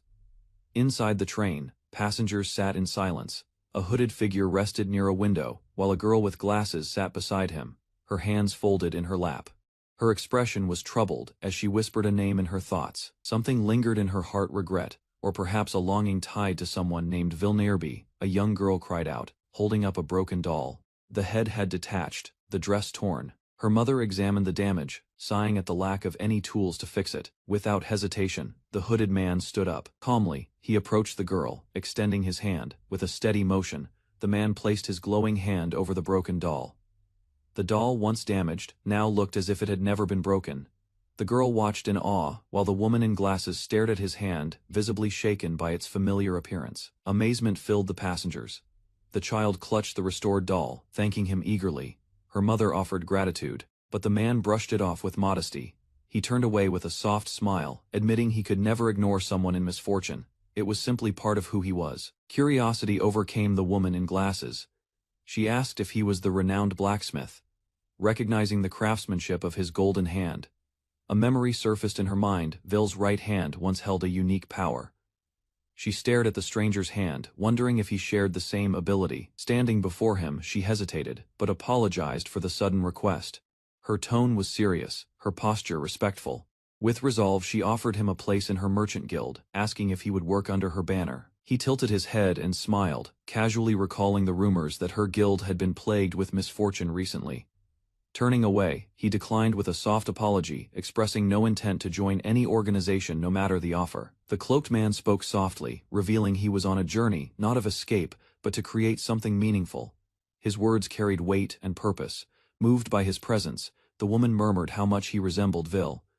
She apologized, admitting her worries stemmed from carrying a child and lacking options. He paused, intrigued. To him, children were fascinating creations among the most profound things humans could bring into the world. Reaching into his cloak, he extended a hand, offering her a small wrapped object as a gift. It was candy. He told her it would ease her spirit because he could never walk past someone in distress. She accepted the candy with hesitation, then placed it in her mouth. The sweet taste surprised her, and for a moment, she grew quiet. Suddenly, a vision opened before her eyes, a bright, dreamlike field of flowers swaying under a vivid sky. Joy welled up inside her. The burden she'd carried seemed to lift. Her eyes sparkled with warmth, feeling truly happy for the first time in a while. As the illusion faded, the man stood. He calmly informed her he would be getting off at the next stop. A concerned passenger questioned his early departure, but he reassured them with a smile, thanking them for their kindness before walking away. With a gentle tone, the man reminded the little girl to treasure her doll. His eyes peeked from beneath the cloak, warm and sincere. He waved goodbye as he exited the train. The girl and the others responded with cheerful farewells, noting how kind he was. Suddenly, a loud screech broke the peace. The girl with glasses, now standing alone, looked back in shock as the wind tore through the carriage. The train's engine slammed violently into the ground. Metal crumpled, and steam burst into the air with explosive force. Carriages twisted and shattered across the tracks. Wheels scattered. Flames erupted. Disaster had struck moments after the stranger's departure. Chaos engulfed the wreckage. Survivors stumbled through the debris, trying to help each other as wooden beams and shattered steel collapsed around them. From a distance, a dark figure approached the burning remains. Bodies lay motionless, smoke thick in the air. A sinister smile curled beneath the hood. He whispered of a tragedy crafted by his own hand, one born from the curse of Shichifukujin. Suddenly, a burst of wind scattered the smoke. A great bird-like dragon soared above, its wings cutting through the sky. Upon the dragon's back stood the boy, his eyes wide in disbelief. Before him unfolded a scene that demanded action and retribution. The boy looked down upon the devastation. The wreckage stretched across the land, broken cars buried under clouds of smoke and ash. A grim expression formed as he took in the scene. The destruction was worse than he had imagined. One of his companions asked if they should wait for the Imperial Rescue Squad to arrive. They discussed evacuating the injured first. Another voice interrupted, warning that delays could cost lives. They couldn't afford to hesitate in a situation like this. With resolve, the boy activated his golden hand. Light surged from his arm as he prepared to act swiftly and save lives. Dozens of magical circles appeared over the wreckage, each one glowing as they hovered above the fallen train cars. Each glyph locked onto a victim. They identified internal bleeding, head trauma, heart failure, even a pregnant woman among the injured.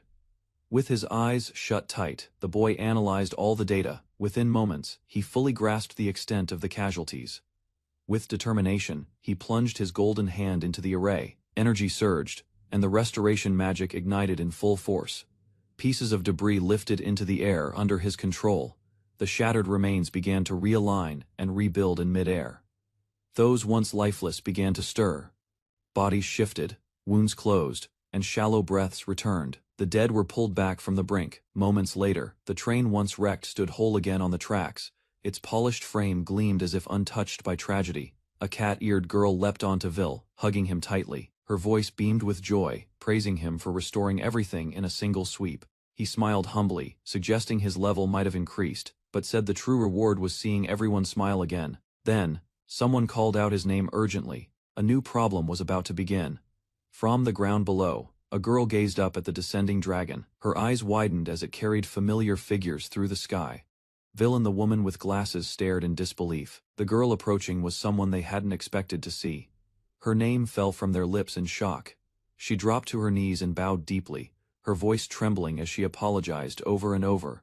Emotion overwhelmed her. Tears streamed down the woman's cheeks. She whispered the girl's name again, shaken by the sudden reunion.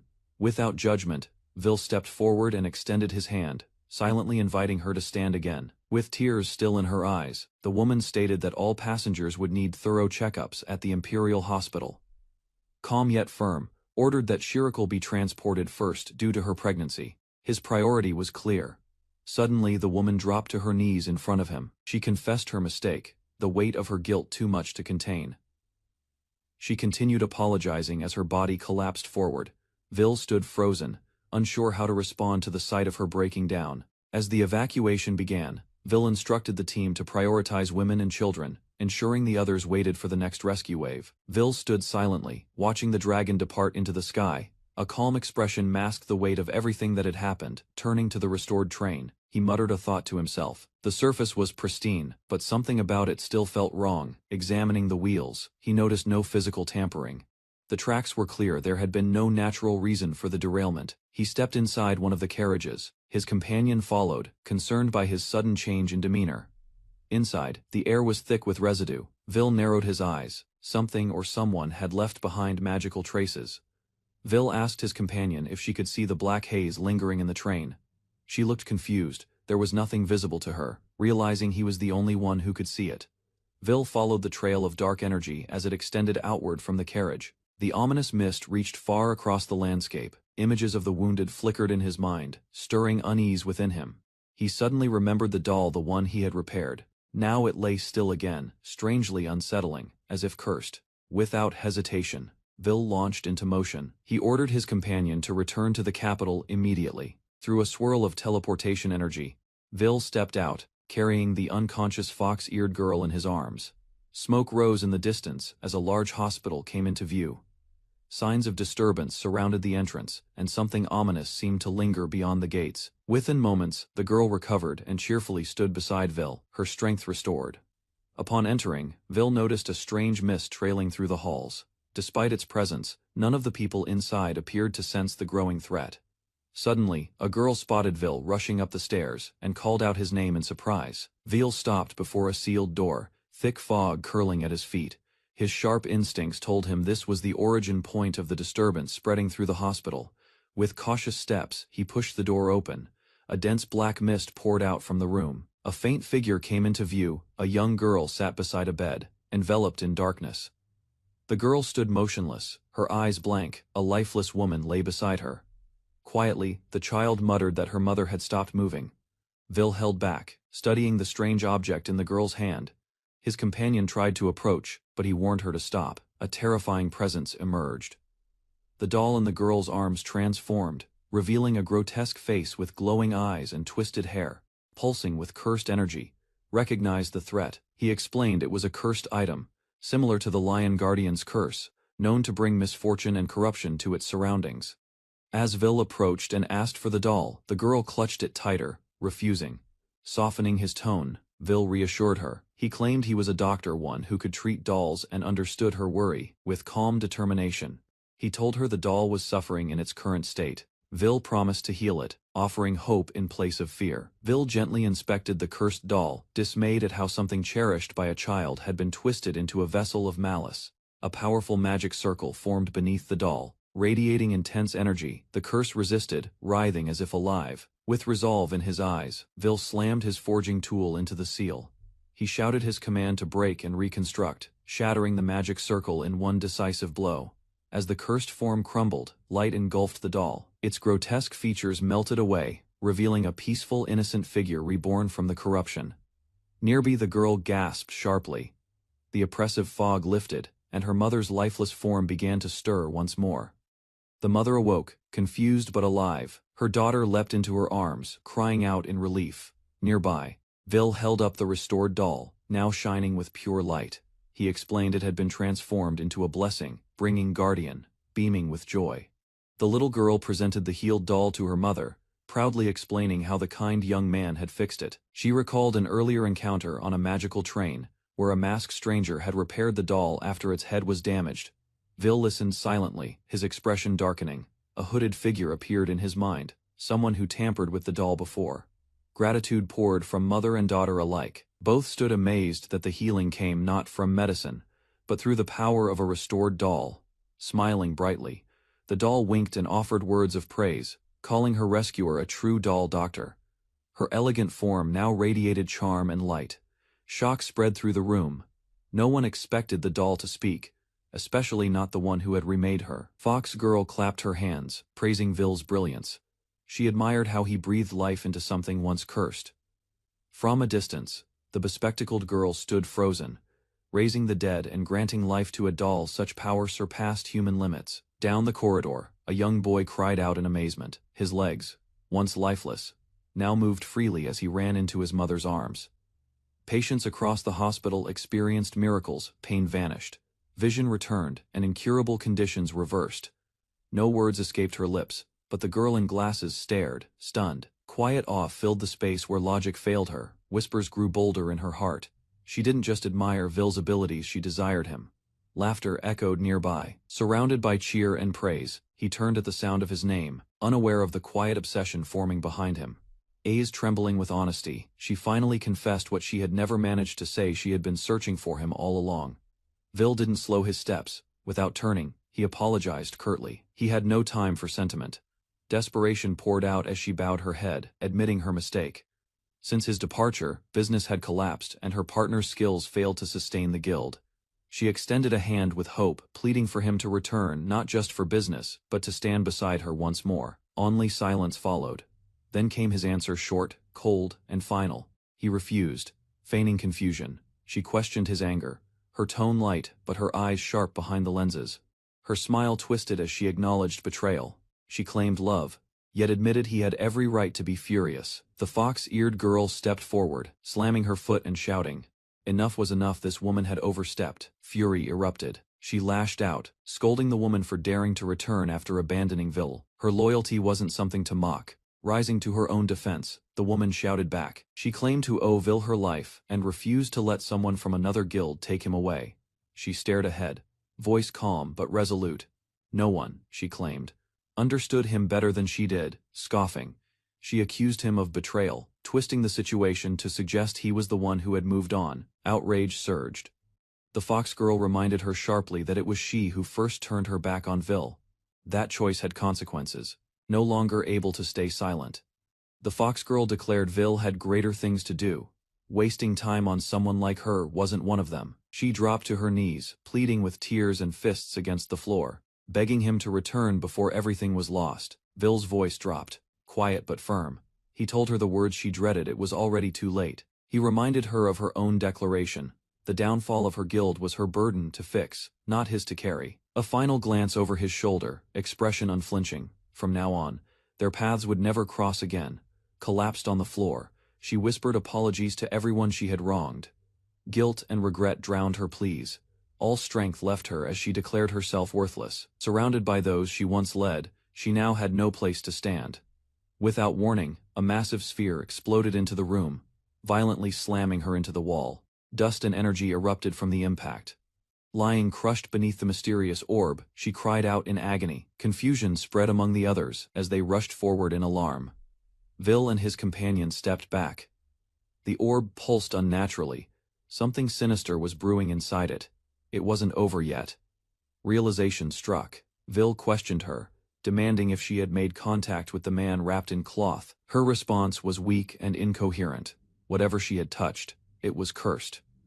Vil clenched his fist. This was the work of that man again. A cursed seal activated beneath the orb, pulsing with ancient glyphs.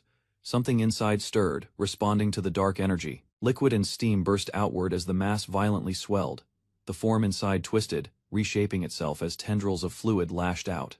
Moments later, a grotesque, bloated creature emerged. Its body dripped with slime, barely stable, its breath heavy and unnatural. Suddenly the form collapsed into a wet thud, revealing a malformed infant-like figure writhing on the ground. Before they could react, the creature mutated further, its head enlarged grotesquely, mouth gaping open in a monstrous wail as it towered before them. Chaos erupts as a grotesque creature lunges into the room, endangering everyone nearby. Vil quickly steps in, pulling a frightened woman and child out of harm's way. Without hesitation, a beastman dashes forward and lands a crushing kick, hurling the monster to the ground. He points the civilians toward safety and instructs others to summon help. The urgency in his voice spurs them into motion. As the dust begins to settle, both fighters brace themselves. A mysterious silhouette rises from the wreckage ahead. Sprawled on the floor, a masked woman clutches her abdomen in shock, confused. She mutters about a child that shouldn't exist. The grotesque baby-like creature crawls forward, its body dripping and misshapen, eyes locked on the people nearby. Rising to its full size, the abomination stretches out an arm toward the shocked woman, prompting Vil and his companion to rush inside. Its expression twists unnaturally as its skin pulsates, and its mouth contorts. A strange reaction begins to take over. A loud, distorted cry erupts from the creature's mouth, forming a wave of pressure that forces everyone to cover their ears. Vil grits his teeth, realizing the creature has triggered a sound-based magic, just as a glass object nearby shatters violently, despite no chanting. The infant's cries unleash intense magical force, pressing down on everyone nearby. Vil realizes the power isn't ordinary. Covering one ear, he theorizes that a curse placed by the masked man is causing the child's magic to spiral out of control. The mother begins to understand the candy she ate might have triggered the transformation. Vil grits his teeth. Even if the parent is guilty, he believes the child holds no fault in this tragedy. Staring at the distressed woman, he declares that she is the only one who can calm the child. Tears streamed down the mutated child's face as it cried out for its mother. Vil quietly repeated that the child was innocent. Slowly, the woman began to move, her legs trembling as she crawled closer to the crying creature. Reaching the child's side, she froze in hesitation. The creature clung to her, sobbing, as its oversized hands gripped her clothes. With a hand on its head, she offered a silent apology, accepting the creature as her own. The child's cries gradually softened. From a distance, Vil and his companions watched in silence, expressions calm as the chaos finally subsided. A group of adventurers bursts into the room, misjudging the situation. One of them shouts, mistaking the child for a monster. Acting on instinct, the party unleashes a coordinated magical assault, hurling flames and energy blasts toward the perceived threat. Vil reacts instantly, generating a powerful barrier to intercept the incoming attacks. The beastman stands ready behind him, the shield holds, deflecting the spells before they strike the weeping child. The creature stares in shock, clutching its hands. Within the chaos, the mother steps forward, her body burning with magical backlash as she tries to protect her child. A devastating magical blast engulfs the mother, tearing through her defenses, and sending her body flying in a burst of energy. Vil and the beastman look on in shock as her figure is consumed by flames, her sacrifice leaving behind only scorched air. Child's eyes widen in horror. Clutching her remains, he trembles, then begins to burn from within. As grief turns to rage, the attacking adventurers freeze, their faces pale as they realize the true weight of their actions. Suddenly, the child's form mutates further, swelling with unstable energy. A monstrous transformation begins before everyone's eyes. A shockwave erupts from the transformed child, forcing Vil and his allies to shield themselves from the intense burst of energy. The building shakes violently as the unleashed magic spreads outward in chaotic pulses, carving rings of force into the surroundings. Explosive power radiates upward, shattering everything in its path. The ceiling begins to collapse under the pressure. A magical seal activates nearby, triggering a mechanism. Twin pillars rise as a hammer descends with a deafening impact. When the light clears, the child lies motionless. Vil steps forward cautiously, while the others look on in stunned silence. Flames quietly flicker around his body as he stands, hammer in hand, radiating silent fury. Confusion spreads among the others as they realize everything has reverted to normal. Eyes blazing, he explodes with anger, demanding to know what they were thinking attacking a helpless child. Startled by the outburst, the group stumbles back in fear. Without a word, he and his companion walk past them, ignoring their rushed apologies. From the floor, the woman groans, struggling to sit up. Pain lingers, but so does awareness of who helped her. Crawling forward, a smiling baby reaches for her, eyes sparkling with recognition. Joy softens her expression, hands trembling. She stares in disbelief at the child, now fully human. Warmth floods her eyes as relief sets in. Smiling brightly, the baby seems peaceful, no trace of the monstrous form remains. Confidence shines in Vil's calm gaze, as he notes the magic is now dormant. Behind them, her voice calls out, asking him to wait. He continues walking, steps steady, beside his companion. Tears held back, she thanks him with a gentle smile for protecting her child from beginning to end. Without turning, he responds softly, "It wasn't done for her."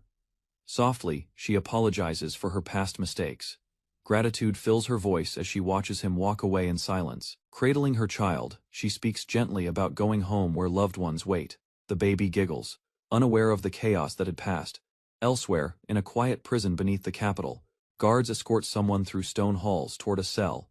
A heavy lock clicks shut. Slumped on the cold floor, a woman listens as the guard warns her to stay put until bail is paid. From the next cell, a wild-haired man mutters to himself, claiming talent, ignoring the scoffs of a hardened inmate nearby. Dark robes rustle as a mysterious figure approaches, speaking with quiet pity. No one, he says, notices the effort of the desperate twisted by envy and frustration.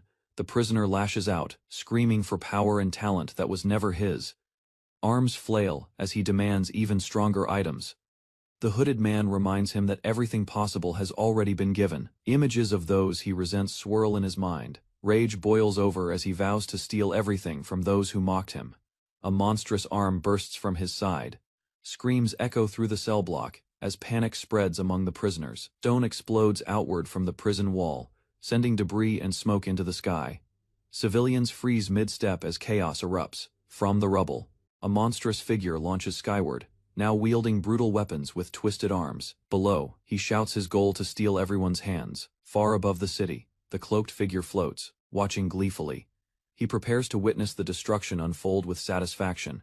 Panic spreads through the streets. Citizens scream and scatter as buildings tremble under incoming shockwaves. Adventurers regroup. One of them recognizes the attacker, an unstable fraud, once dismissed. With a shout, they move to intercept him mid-air. Weapons and spells clash in mid-air as multiple adventurers launch a counterattack. Surprise flashes across the enemy's face as they break formation. He retaliates violently, one after another. Attackers are flung to the ground. Cries erupt, skills vanish, arms limp and useless. Hovering above, he laughs maniacally. The arms of his victims hang bound to grotesque clouds, stolen and absorbed. Simone Nu drops into the fray from above. Her blade gleams as momentum whips her cloak forward. Steel arcs clean through the corrupted mass. Her presence cuts through the madness like a cold wind. Confusion crosses his face. One of his monstrous arms suddenly drops to the ground, severed and motionless. Eyes narrow.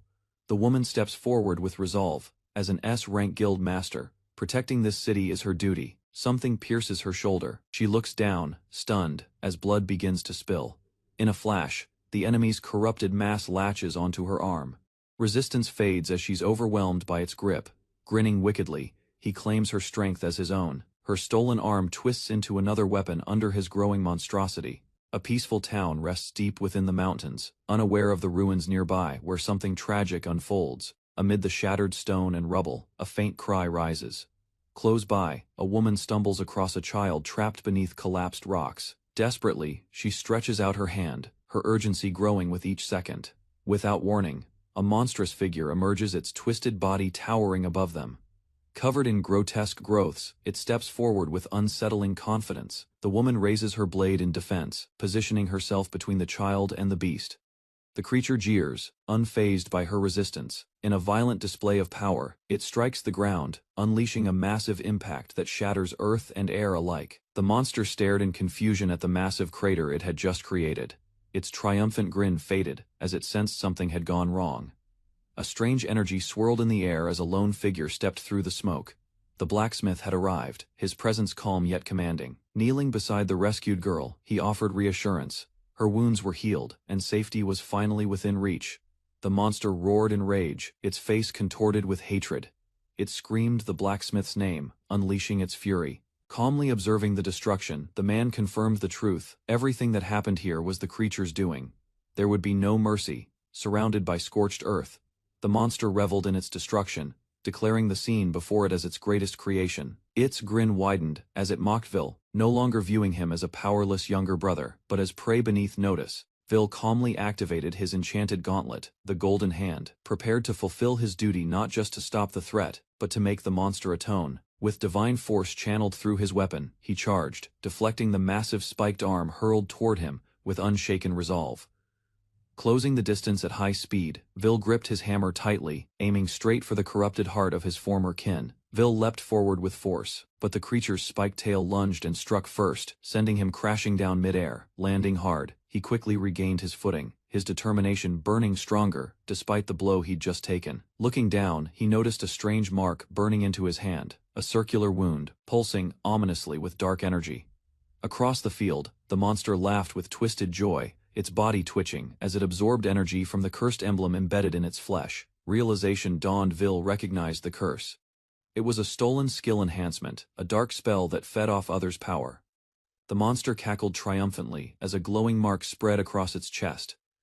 It claimed ownership of the legendary Golden Hand, now stolen from Vil. Kneeling in silence, Vil muttered the name Sechin, realizing the cursed item's influence had taken root in his opponent. He stared ahead, acknowledging the truth. The monster had become a host to a wrathful spirit bound to a cursed artifact, feeding on ambition and hatred.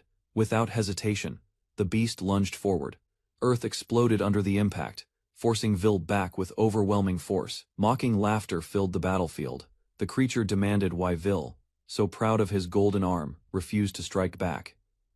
As Vil knelt, the monster taunted him, pretending to understand what power he truly sought to unleash. In response, Vil activated his hidden arsenal.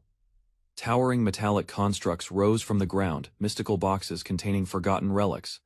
Expression firm, he declared his resolve. The enemy would perish, not by borrowed strength, but by Vil's own hands. But the monster struck first, conjuring a wave of explosive replicas, each blast aiming to erase Vil in a single strike. Smoke and dust filled the battlefield. The creature watched, silent and tense, awaiting confirmation of his enemy's demise. The monster roared in frustration, demanding why he couldn't summon divine weapons like Vil. But Vil calmly revealed the truth. it was because the creature never understood how creation truly worked. Holding his scarred hand up, Vil clarified that having a skill and mastering it were two very different things. Infuriated, the creature shouted in denial. Deep down, it realized it only ever possessed the skill, never earned it. Vil's voice was firm. Without proper use, even stolen power is meaningless, nothing more than wasted treasure in unworthy hands. Screaming in rage, the monster rejected his words, declaring destruction the only answer to everything. Vil stepped forward, warning Sechin to stop before it was too late. His voice was steady, but the ground trembled. The monster ignored him and summoned overwhelming power, unleashing his ultimate attack without hesitation or control. Suddenly, panic struck. The beast's expression twisted as he realized he couldn't rein in the chaos he had triggered. Explosions erupted without end, tearing through the earth as energy spiraled wildly, threatening both sides of the battlefield. Amid the destruction, the creature screamed in fear and confusion, unable to comprehend the power slipping from his grasp. He warned him again the energy of the destruction skill was massive. Uncontrolled output would lead to death. The ground quaked beneath them, but Sechin snarled in defiance, refusing to lose. Even if it killed him, he would not bow to Vil. Driven by hatred, the monster launched a desperate attack, unleashing a violent beam of energy meant to obliterate everything in its path. Braced for impact, but his expression shifted as multiple forces intercepted the strike from above. Reinforcements arrived. Warriors descended through the debris, surrounding Vil with timely strength and powerful presence. Surprised, Vil turned toward the newcomers.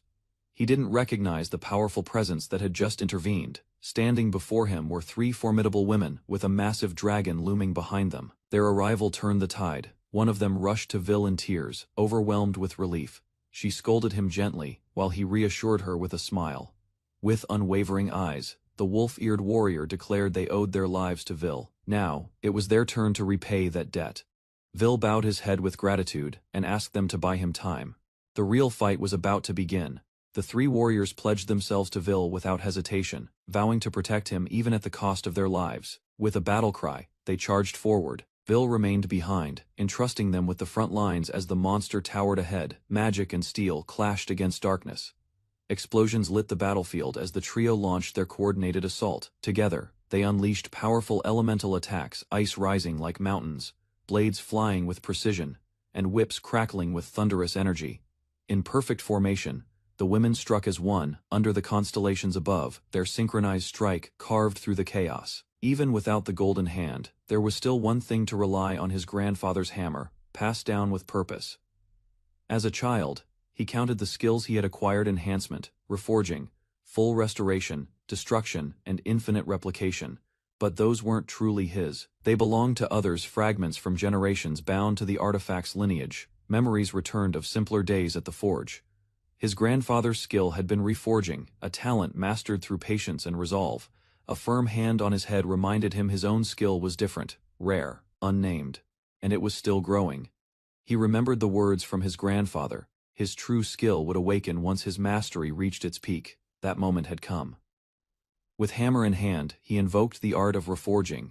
Energy surged through his body as power responded to his will. Even without the legendary hand, his right arm held the experience of countless creations. Knowledge carved into every motion guided him. Years of inherited technique flowed through him. His command over the reforging skill, once his grandfather's, now fully ignited. From nothing, a divine weapon began to take shape, an artifact, born not of inheritance, but of his own forged destiny. From the rubble, Vil's damaged arm re-emerges, its center pierced and glowing with power. Though several skills have been stolen from him, Vil remains calm. He approaches his dragon ally, requesting a scale for a purpose only he understands. With focused resolve, Vil grips his weapon tightly. His innate crafting skill remains untouched, a power no one can take away from him. Three warriors stand at the ready. Before them lies a battlefield of scattered corpses and a tension that has yet to break. A monstrous figure mocks them, claiming borrowed strength is useless. The enemy underestimates what Vil can truly forge alone. Just as the trio prepares to strike, grotesque tentacles lash out from the ground, catching them off guard. Two of the women are struck, and chaos erupts. The monster howls, as the power of the sacred sword suddenly fades. Shock floods its face while energy erupts violently around it. Vil channels raw power through his cracked arm. Holding a glowing scale, he senses a surge within this time, he's ready to create something new. Memories of the lives he's touched flash in his mind, every face, every smile all forged through his right hand. Twin dragons descend, summoned by his craft. Their explosive charge turns the tide of battle once again. Without hesitation, the fox-eared warrior steps forward, fiercely determined to shield Vil from harm as the others regroup behind her. Their eyes widen in fear as a colossal dragon emerges, overwhelming the battlefield with its sheer presence. The call for Vil grows desperate. Standing atop his sacred forge, Vil raises his arm. A divine command echoes to forge a weapon worthy of the heavens. A brutal counterattack flings the defenders aside. The enemy, unrelenting, proclaims his intent to seize everything. From the sky, Vil descends with divine fury. With a blinding strike, he drives a massive hammer into the earth, shattering the battlefield. From the divine forge, a radiant blade bursts into the sky, the holy sword of light, crafted by Vil's own hand. He gazes upon it with quiet pride. The monstrous foe reels in disbelief. The sight of the holy sword strikes panic, its very existence shaking his confidence. Vil raises the sword high as lightning arcs around him. Energy surges through the weapon, illuminating the battlefield. Enemy roars in denial, claiming a human cannot forge a sacred relic, yet Vil stands firm, blade in hand, defying the impossible. His allies rally beside him. Dragons soar, weapons are drawn, and the final battle begins with Vil leading them forward. Relief spreads as the girls confirm their wounds are healed. Vil's miraculous power even restored what was once lost. Holding the holy sword, Vil unleashes its divine ability, a power that negates all destruction, undoing the chaos wrought by the enemy. But the monstrous foe retaliates in panic, launching a devastating attack that threatens to consume everything in its path. Leaping into the sky, Vil gathers light around his blade. His eyes remain steady as he prepares a final blow, channeling sacred energy. In one mighty strike, he tears through the darkness, severing the enemy's power with overwhelming force. A massive burst of energy explodes across the sky as Vil's final strike collides with the enemy's core, scattering darkness in all directions. The earth trembles as holy light rains down, piercing through the chaos, cleansing everything tainted by the enemy's power. Engulfed by the radiant force, the corrupted figure disintegrates completely, unable to resist the purifying judgment unleashed by Vil. Hovering above the peaceful capital, Vil looks down at the restored city. His grip tightens around the hilt, the divine mark on his hand still glowing. Far below, people begin to realize what's happened. Limbs are healed, lives are restored, a miracle, born from a blacksmith's will. Crowds gather near the fallen beast, confused by the calm after the storm. Eyes search for answers in the silence that follows Vil's strike. Among the group, AIs recognizes the power Vil used. The name spoken sends ripples through the air, a technique thought long lost. She explains it was once wielded by Lawrence, a legendary hero who defended the world from divine evil. Still hovering, Vil's blade glows faintly. The eighth holy sword he forged holds the power to restore all a feat no mortal should manage. With a quiet farewell, he releases the sacred sword from his hand, letting it vanish into the light. Mission fulfilled. Vil releases the last fragments of the holy sword into the air. Its duty complete, it dissolves into light as he offers a quiet farewell. When asked if the sword was broken, Vil reassures them it merely returned to rest, its power, too immense to remain in the world forever. As tension rises again, one of Vil's companions steps forward, reminding the others of his mercy. A humbled blacksmith speaks up, confessing he once misunderstood Vil's brilliance. Even without divine tools, he admits Vil's skill reaches godlike heights. True strength, he realizes, lies not in the forge, but in the soul guiding it. Kneeling and trembling, the young man breaks down in tears. He admits Vil had always been greater, not just in skill, but in spirit. Rather than scold, he grants forgiveness with a touch of humor, lifting the tension and offering his hand in peace. Elsewhere, a woman watches over a child in her arms.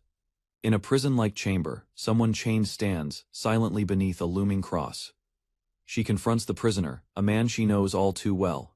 The name Shirako leaves her lips as she demands answers. Lowering his head, he admits his mistakes. At last, the words "I'm sorry" reach her, not in defiance, but in truth.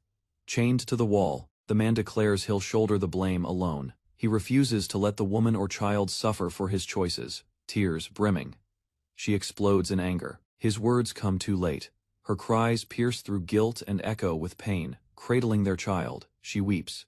As guards approach, a regal woman in a black gown announces the time has come, judgment is near. The princess delivers her verdict. His crimes are grave, and punishment will be absolute. As the gates open, light floods the room. The outside world awaits a future reshaped by Vil's legacy. Sound of broken chains echoes as the shackles fall from his ankles. Confusion washes over both prisoners as they realize their punishment has shifted. A wagon is presented to them. The command is clear: leave the kingdom behind and never return. Still stunned, he asks if this isn't an execution. A knight calmly responds they are simply following orders. From afar, the princess reflects on Vil's mercy. His choice changed fate, sparing lives that would have otherwise been lost. Together, the small family rides into the horizon, grateful. They know this future was only possible because of Vil. With confidence in his stance and hammer at his side, Vil declares himself a creator, no longer just a blacksmith, but one who shapes destinies. Despite all he endured, he remains kind. When praised, he simply says it was right the girl was his kin, and saving her was natural. With a smile, Vil turns to his allies. The journey, he says, is only just beginning, and there is still much to do. His companion wonders if their mission is already complete. Vil replies the divine weapon isn't finished. Looking back with a grin, he states, there's still so much more he wants to create. As Vil and his companion head toward the gates, someone watches from a distant tower. A woman recognizes them and prepares to approach. She walks forward, speaking as if destiny has finally aligned. Vil, she believes, is the one capable of fulfilling her long-awaited wish. Her goal is clear: she seeks the completion of the Hakusei. Panic surged as the beastman couple dashed through the cave, the father's arms wrapped tightly around their daughter. Upon reaching a narrow gap between rocks, the parents quickly hid the girl. The mother urged her to stay put, while the child, confused and afraid, asked about their fate. They offered no answers, only soft smiles beneath sweat-covered faces. Both stared at her, trying to appear calm as the moment pressed on them. Positioning themselves between the danger and their daughter, they braced for a final stand. The child screamed, arms reaching out in desperation, but her parents had already leapt into the fray, their figures vanishing beyond the rock wall's edge. Silence fell after a distant roar echoed through the cavern. Only the girl's trembling hands gripped the stone wall, waiting. A monstrous presence loomed before her hiding spot. Its eyes glowed with malice as it spotted the terrified child. Moments later, she jolted awake in bed, drenched in sweat. The sword on the wall remained still, but the weight of the memory lingered. Across the room, she sat quietly, haunted. Determination returned as she reached for the weapon. With steady steps, she charged into the snowy wilderness. Eyes blazing, she drew her blade, its fiery aura flaring to life. This time, she wouldn't run. Heat radiated from the enchanted blade as it pulsed with energy. Her grip tightened, steady despite the weight of power surging through it. With a swift swing, she unleashed a torrent of black flame into the sky. The arc blazed forward, splitting clouds and bending the air. From afar, a fortress stood against the mountain range. Smoke trails led to its gates. Her path was set. Reflections of the past flickered in her mind, a woman's gaze, a weapon clashing in light, and a smirk that stirred unease. A majestic figure descended, surrounded by wings of divine fire. The warrior's presence brought both awe and challenge. Her next trial had arrived. Cheerful winged girl descended from the sky, her presence light but commanding, standing face to face. The two girls exchanged words. One held her blade with focus, while the other explained the sword's hidden power, its ability to draw in darkness itself. A new figure stepped forward, demonstrating a dark technique with overwhelming force. Doubt lingered in her mind. She admitted her strength was lacking and vowed to grow stronger, holding tightly to the hilt of her sword. From a distance, a young man approached with a smile. After spending weeks inside the workshop, he finally returned ready to show what he had mastered. Despite her effort, she realized she hadn't made it in time. Still, she stood tall, greeting the returning blacksmith with a composed smile. Her eyes narrowed as she stared into the reflection on her blade. A quiet vow formed: she would become stronger, for the sake of confronting the one she resented. Meanwhile, he stretched lazily beneath the morning light, unaware of the tension that still lingered in her chest.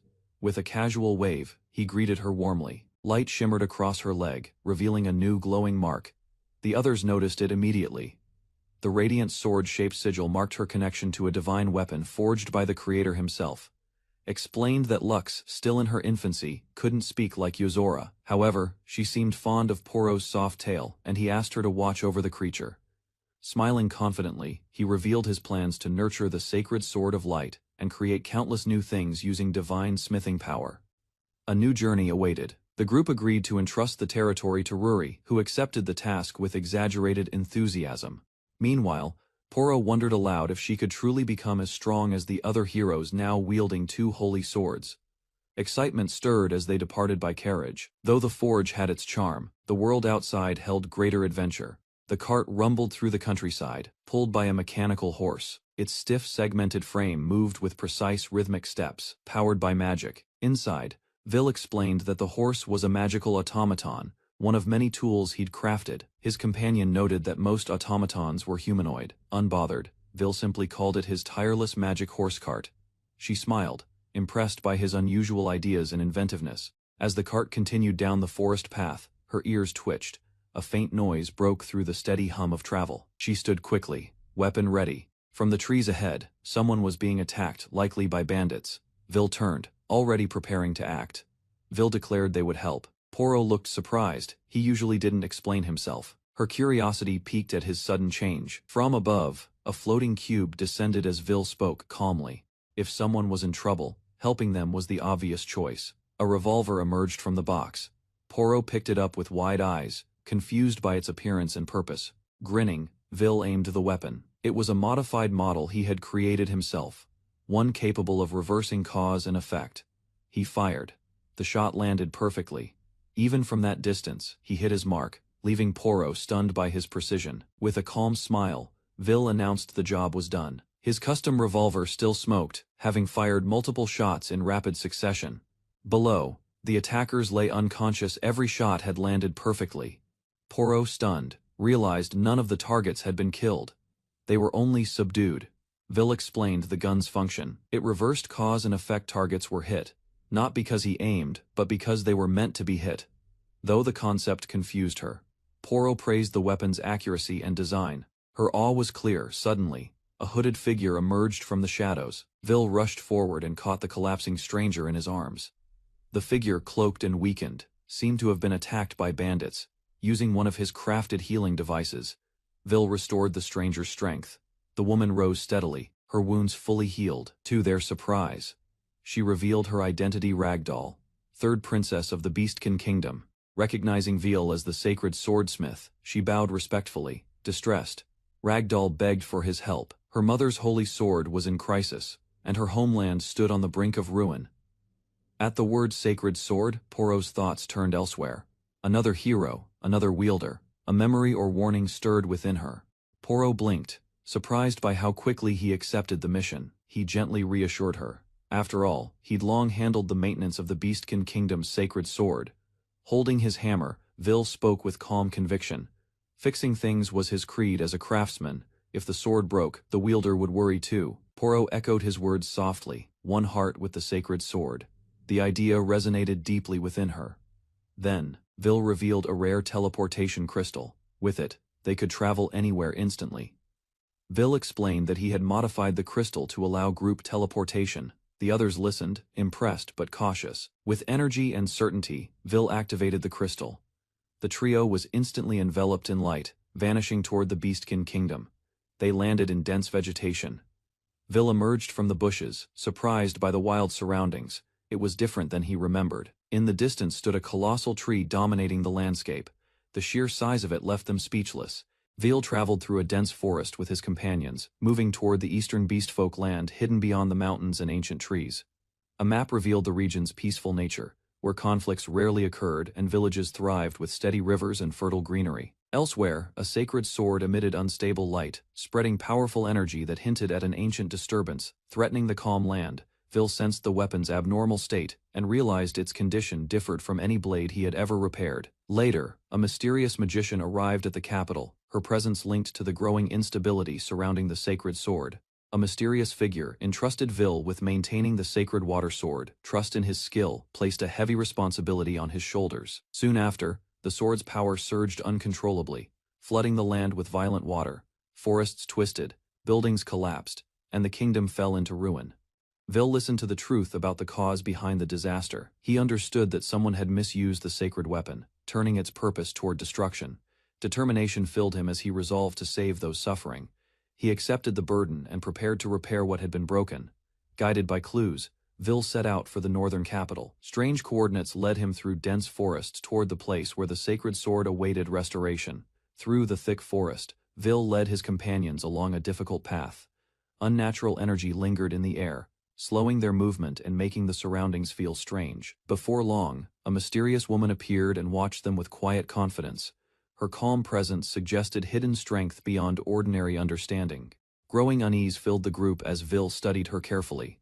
Doubt formed when he sensed something unusual about her arrival in that isolated place. Without warning, a giant mechanical creature burst from the ground and attacked. Tremors spread through the forest as its massive body advanced toward them. Shock crossed their faces while they tried to grasp the situation. The sudden threat forced Vil and his allies to prepare for an unexpected battle. A giant mechanical creature advanced toward Vil and his companions, its spinning blades cutting through trees and earth without slowing. Chunks of wood and stone flew as the machine rampaged across the forest, forcing the group to step back and observe its movement carefully. Instead of panicking, Vil guided his allies forward, studying the enemy's structure while the creature continued its relentless attacks around them. During the advance, Vil understood the sacred sword's power influenced nature itself, causing abnormal growth and uncontrolled destruction in the surroundings. Realization strengthened his resolve as he planned to restore balance, believing the sacred weapon could heal the land once its power returned to proper control. Vil stepped forward and struck the ground, creating a barrier that stopped the machine's attack. His control over the surroundings forced the enemy to halt briefly. Confusion spread when the machine lost balance, crashing into the marshy terrain. Water splashed across the area as the creature struggled to regain control. A warrior from the beast folk suddenly appeared and warned Vil not to advance further. His aggressive stance showed distrust toward the unfamiliar group. Soon, more beast folk arrived, recognizing their leader's return. Realization spread that Vil and his companions had saved their land from destruction. The tribe bowed deeply, expressing gratitude for the help they received. Respect replaced hostility as they acknowledged Vil as their unexpected savior. A massive carnivorous flower descended from above, spreading its sharp petals while targeting Vil's group with deadly intent. Dark energy erupted from the plant, sweeping across the ground in a violent wave that threatened everything in its path. The beastfolk warrior stepped forward, ready to confront the danger, recognizing the monster as a long-awaited threat. As the group prepared to fight, more deadly plants began to rise from the earth, surrounding them inside the forest. Realizing the monsters had grown stronger, Vil understood the sacred sword's influence had spread further, turning nature into a dangerous enemy. The beastfolk warrior launched forward, striking through the attacking plants with powerful movements, cutting down the twisted growth surrounding the group. Vil stopped her advance, sensing a strange presence nearby. The air shifted as an unfamiliar figure appeared behind them, watching calmly. The mysterious woman emerged, her body wet from the spreading water energy, yet her expression remained steady, despite the chaos around her. She turned toward Vil, showing no hostility while standing near the sacred weapon's influence. Her presence felt connected to the spreading power. Vil studied the sword in his hand, realizing its condition had not changed. Understanding the situation, he prepared to restore its balance and stop the spreading danger. A sudden surge of energy burst from the sacred sword, surprising everyone nearby. The unstable power began to calm as Vil stepped closer. With precise control, Vil struck the blade and restored its structure. Light spread across the surface as the weapon returned to its original state.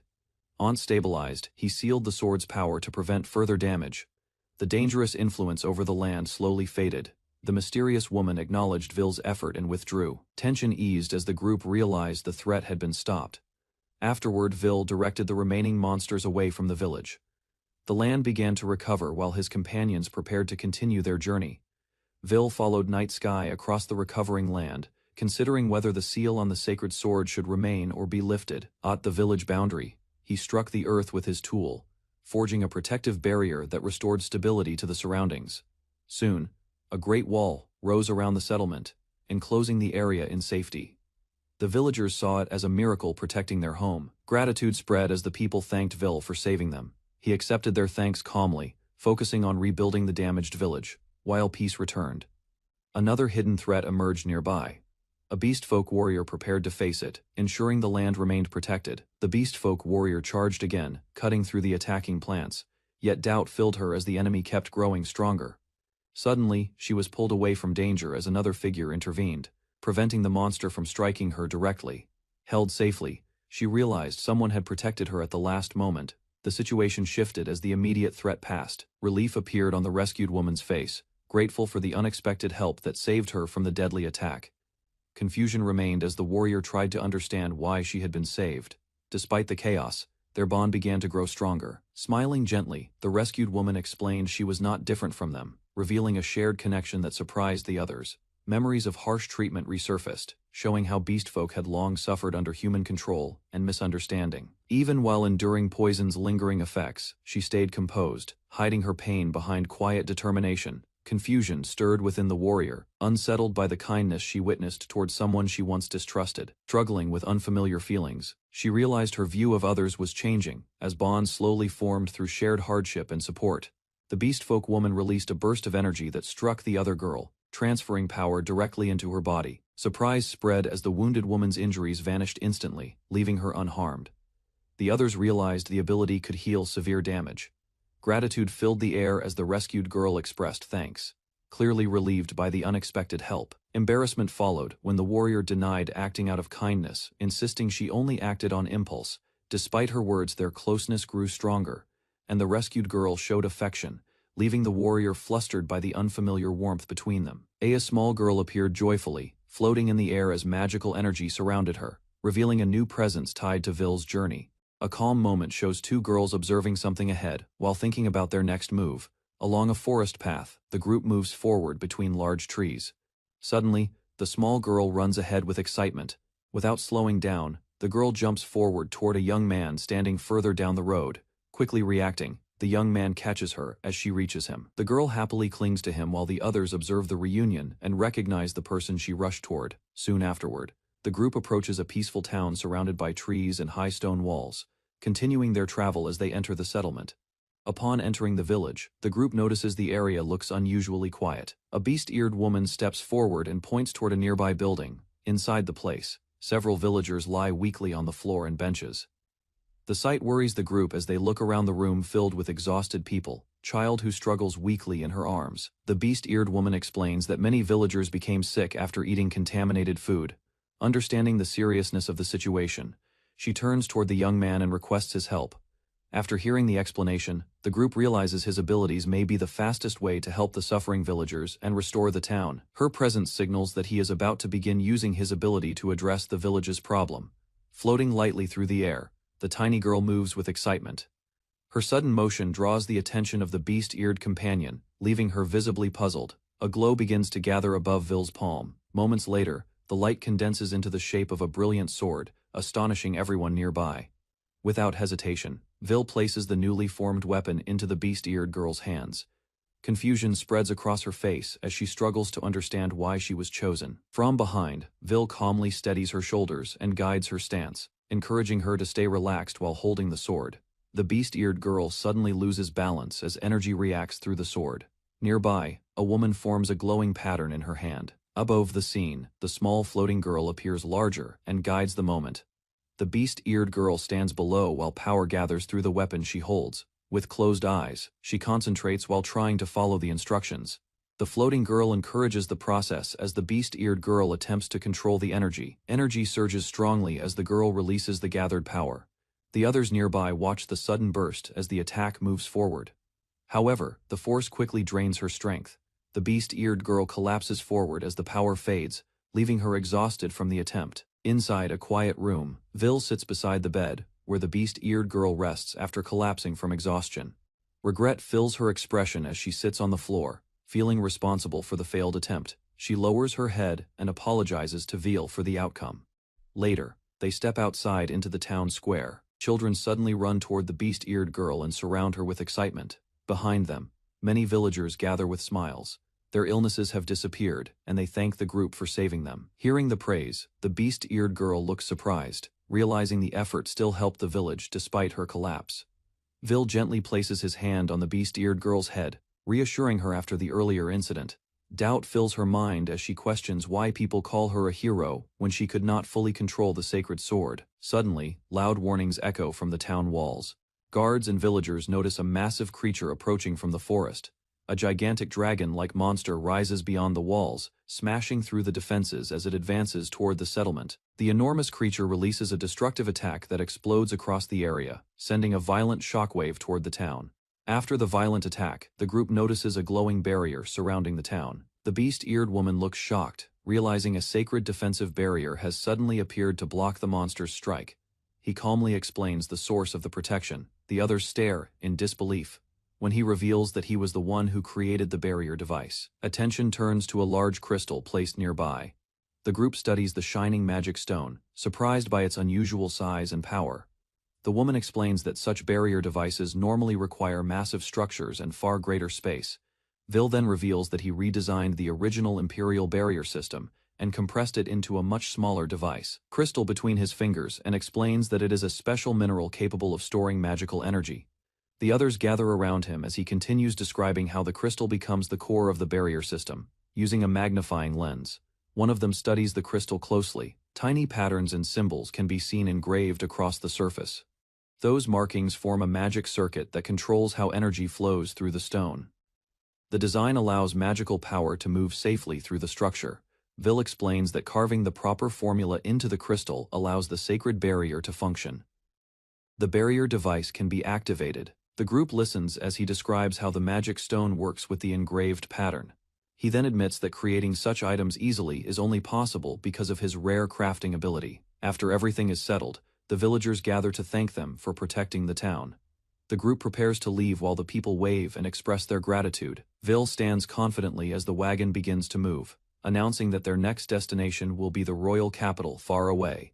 The grand capital city rises among mountains and forests, waiting for their arrival. Deep within ruined stone structures, thick roots and dark vines spread through the broken arches. At the center of the ruin, a mysterious woman stands while twisted roots wrap around her body. Farther inside the forest, the woman appears suspended within a massive web of vines. The strange growth covers the surroundings and spreads across the ancient structure. Soon after, a tall man steps forward through the flooded ruins. Markings on his arm reveal that he possesses unusual power as he observes the strange scene. With a confident smile, the man introduces himself respectfully before the woman, showing loyalty while announcing his name. Within the tangled ruins, the mysterious woman rests against the massive roots while holding a strange staff connected to the vines. Standing nearby, the long-haired man listens, while she explains that the sword was forced into uncontrolled use during an experiment. With quiet confidence, the woman predicts that someone will soon arrive who can fix the broken blade. A faint smile spreads across the man's face as he acknowledges the plan and speaks about another figure connected to their scheme. Raising his hand, he activates a glowing device, releasing powerful energy as he decides to push the unstable experiment even further. Inside the ruined structure, the woman unleashes power through the staff connected to the vines. Dark vines tighten around her body as the power spreads. While enduring the strain, she focuses on one person in her thoughts, sensing that Vil is approaching the place. A violent surge of energy erupts across the land as a radiant figure clashes with a monstrous force. Power spirals downward, tearing through earth and sky. From a distant height, a long-haired man observes the devastation with calm satisfaction. Below him, the capital trembles as shock waves ripple across fields and walls. His gaze fixes on the unfolding chaos. Inside a chamber, a noble woman feels sudden unease, tightening her chest. Seated nearby, Vil and his companions sense the disturbance approaching their location. The group reacts immediately, turning toward the source as tension fills the room. Awareness spreads among them that something dangerous draws closer. Outside, the sky fractures with thunderous force. Lightning crashes upon the outskirts, shaking the battlefield where destruction continues to descend. A towering wooden creature rises above the ruined outskirts, its body twisted like ancient roots. In its grasp, a staff crowned with a glaring eye gathers swirling energy.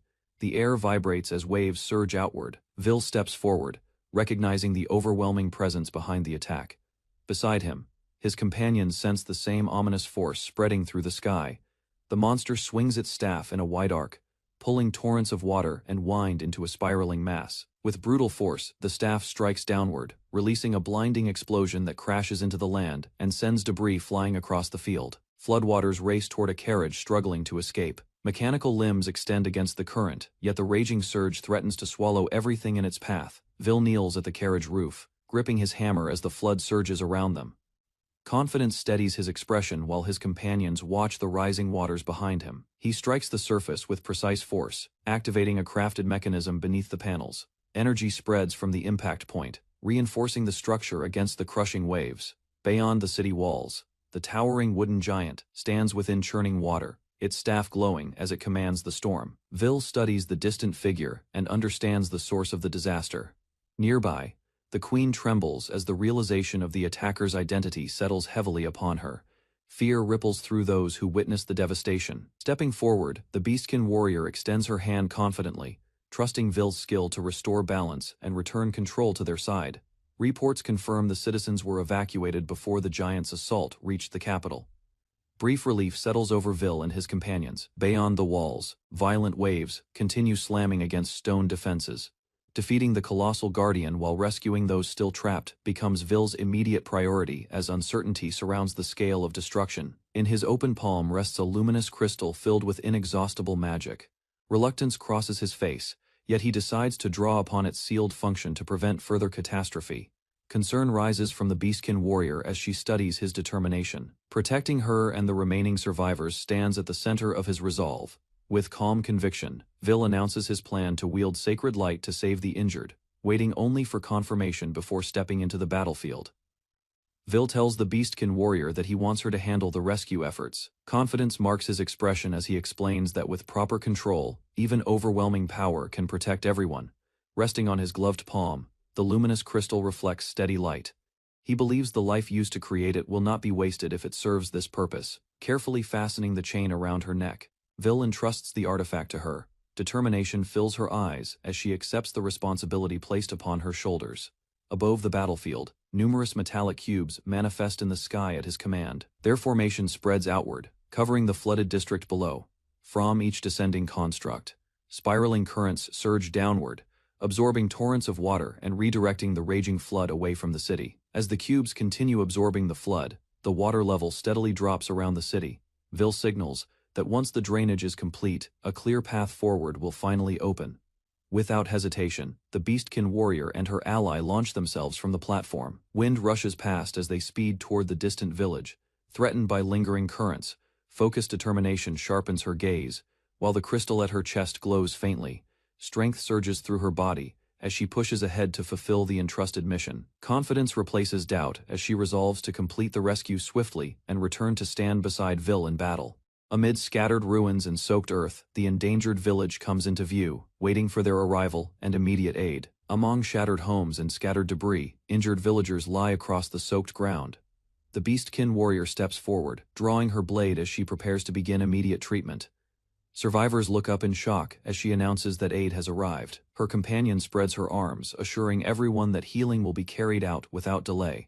Closing her eyes, the beastkin focuses on the crystal resting against her chest. A quiet plea forms in her heart as she calls upon its stored power.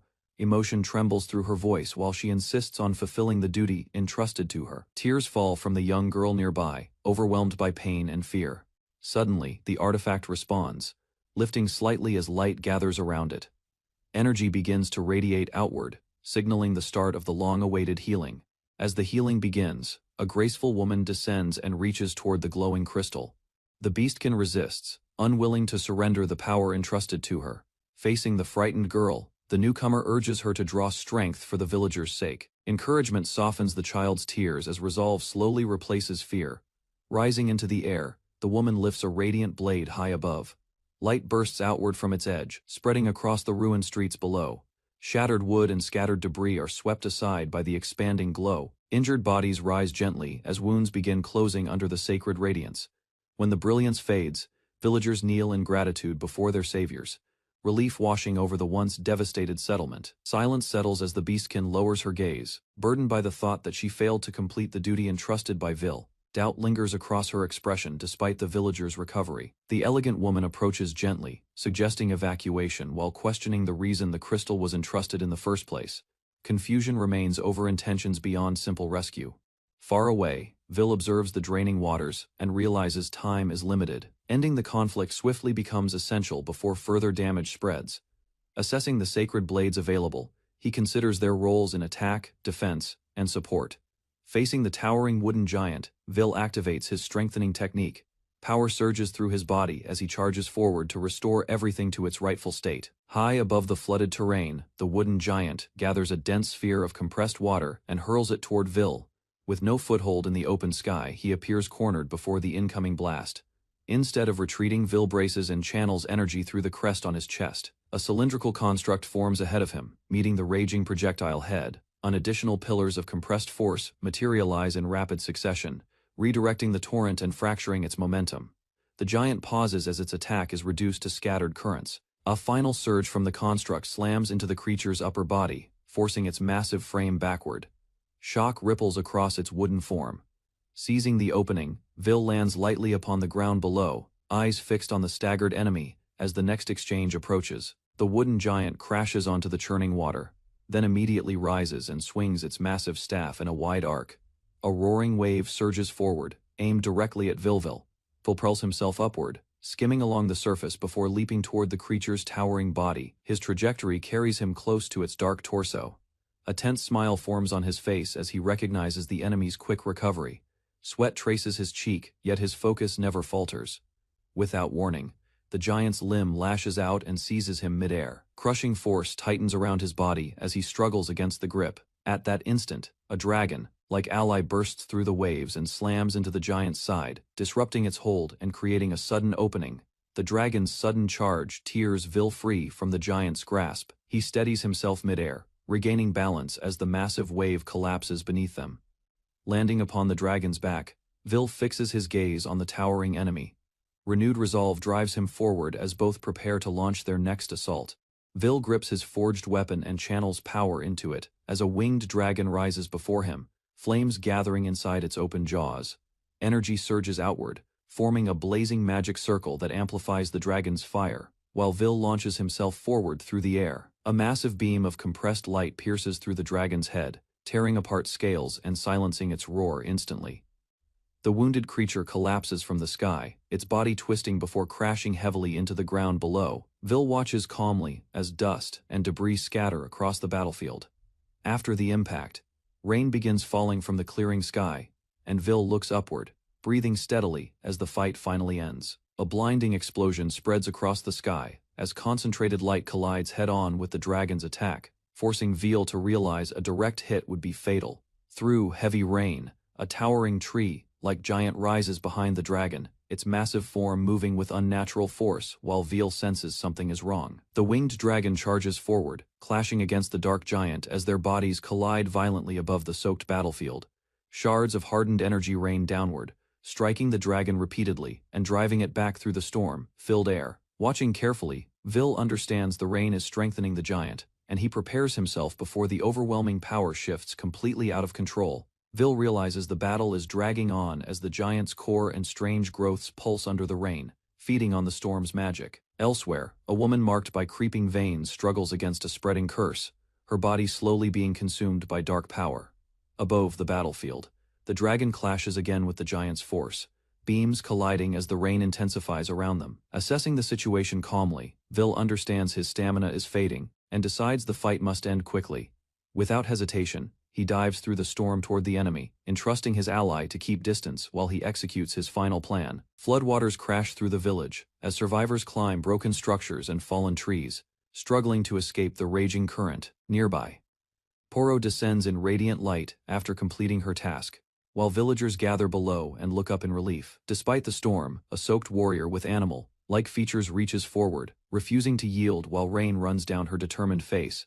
Around the ruins, fighters check the injured and pull them from debris, ensuring no one is left behind in the chaos. Suddenly, a child is spotted drowning in the torrent, small hands reaching upward as the relentless water threatens to pull them under.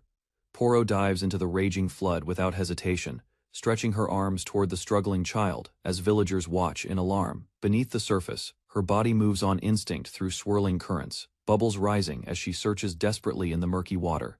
On higher ground, a composed woman directs others to evacuate, ensuring the remaining villagers move away from the collapsing riverbank. Moments later, Porro emerges from the torrent, dragging the unconscious child onto the muddy shore, while exhausted onlookers rush closer. As rain continues pouring down, another child cries in panic, fearing someone else has sunk beneath the unforgiving water. Villagers shout for everyone to move toward higher ground, while a small girl remains near the edge, crying about her missing cat. Floodwaters swirl violently through shattered homes, debris spinning in widening circles as the river consumes everything in its path. Soaked and trembling, the girl begs for help, insisting someone save her beloved pet from the raging current.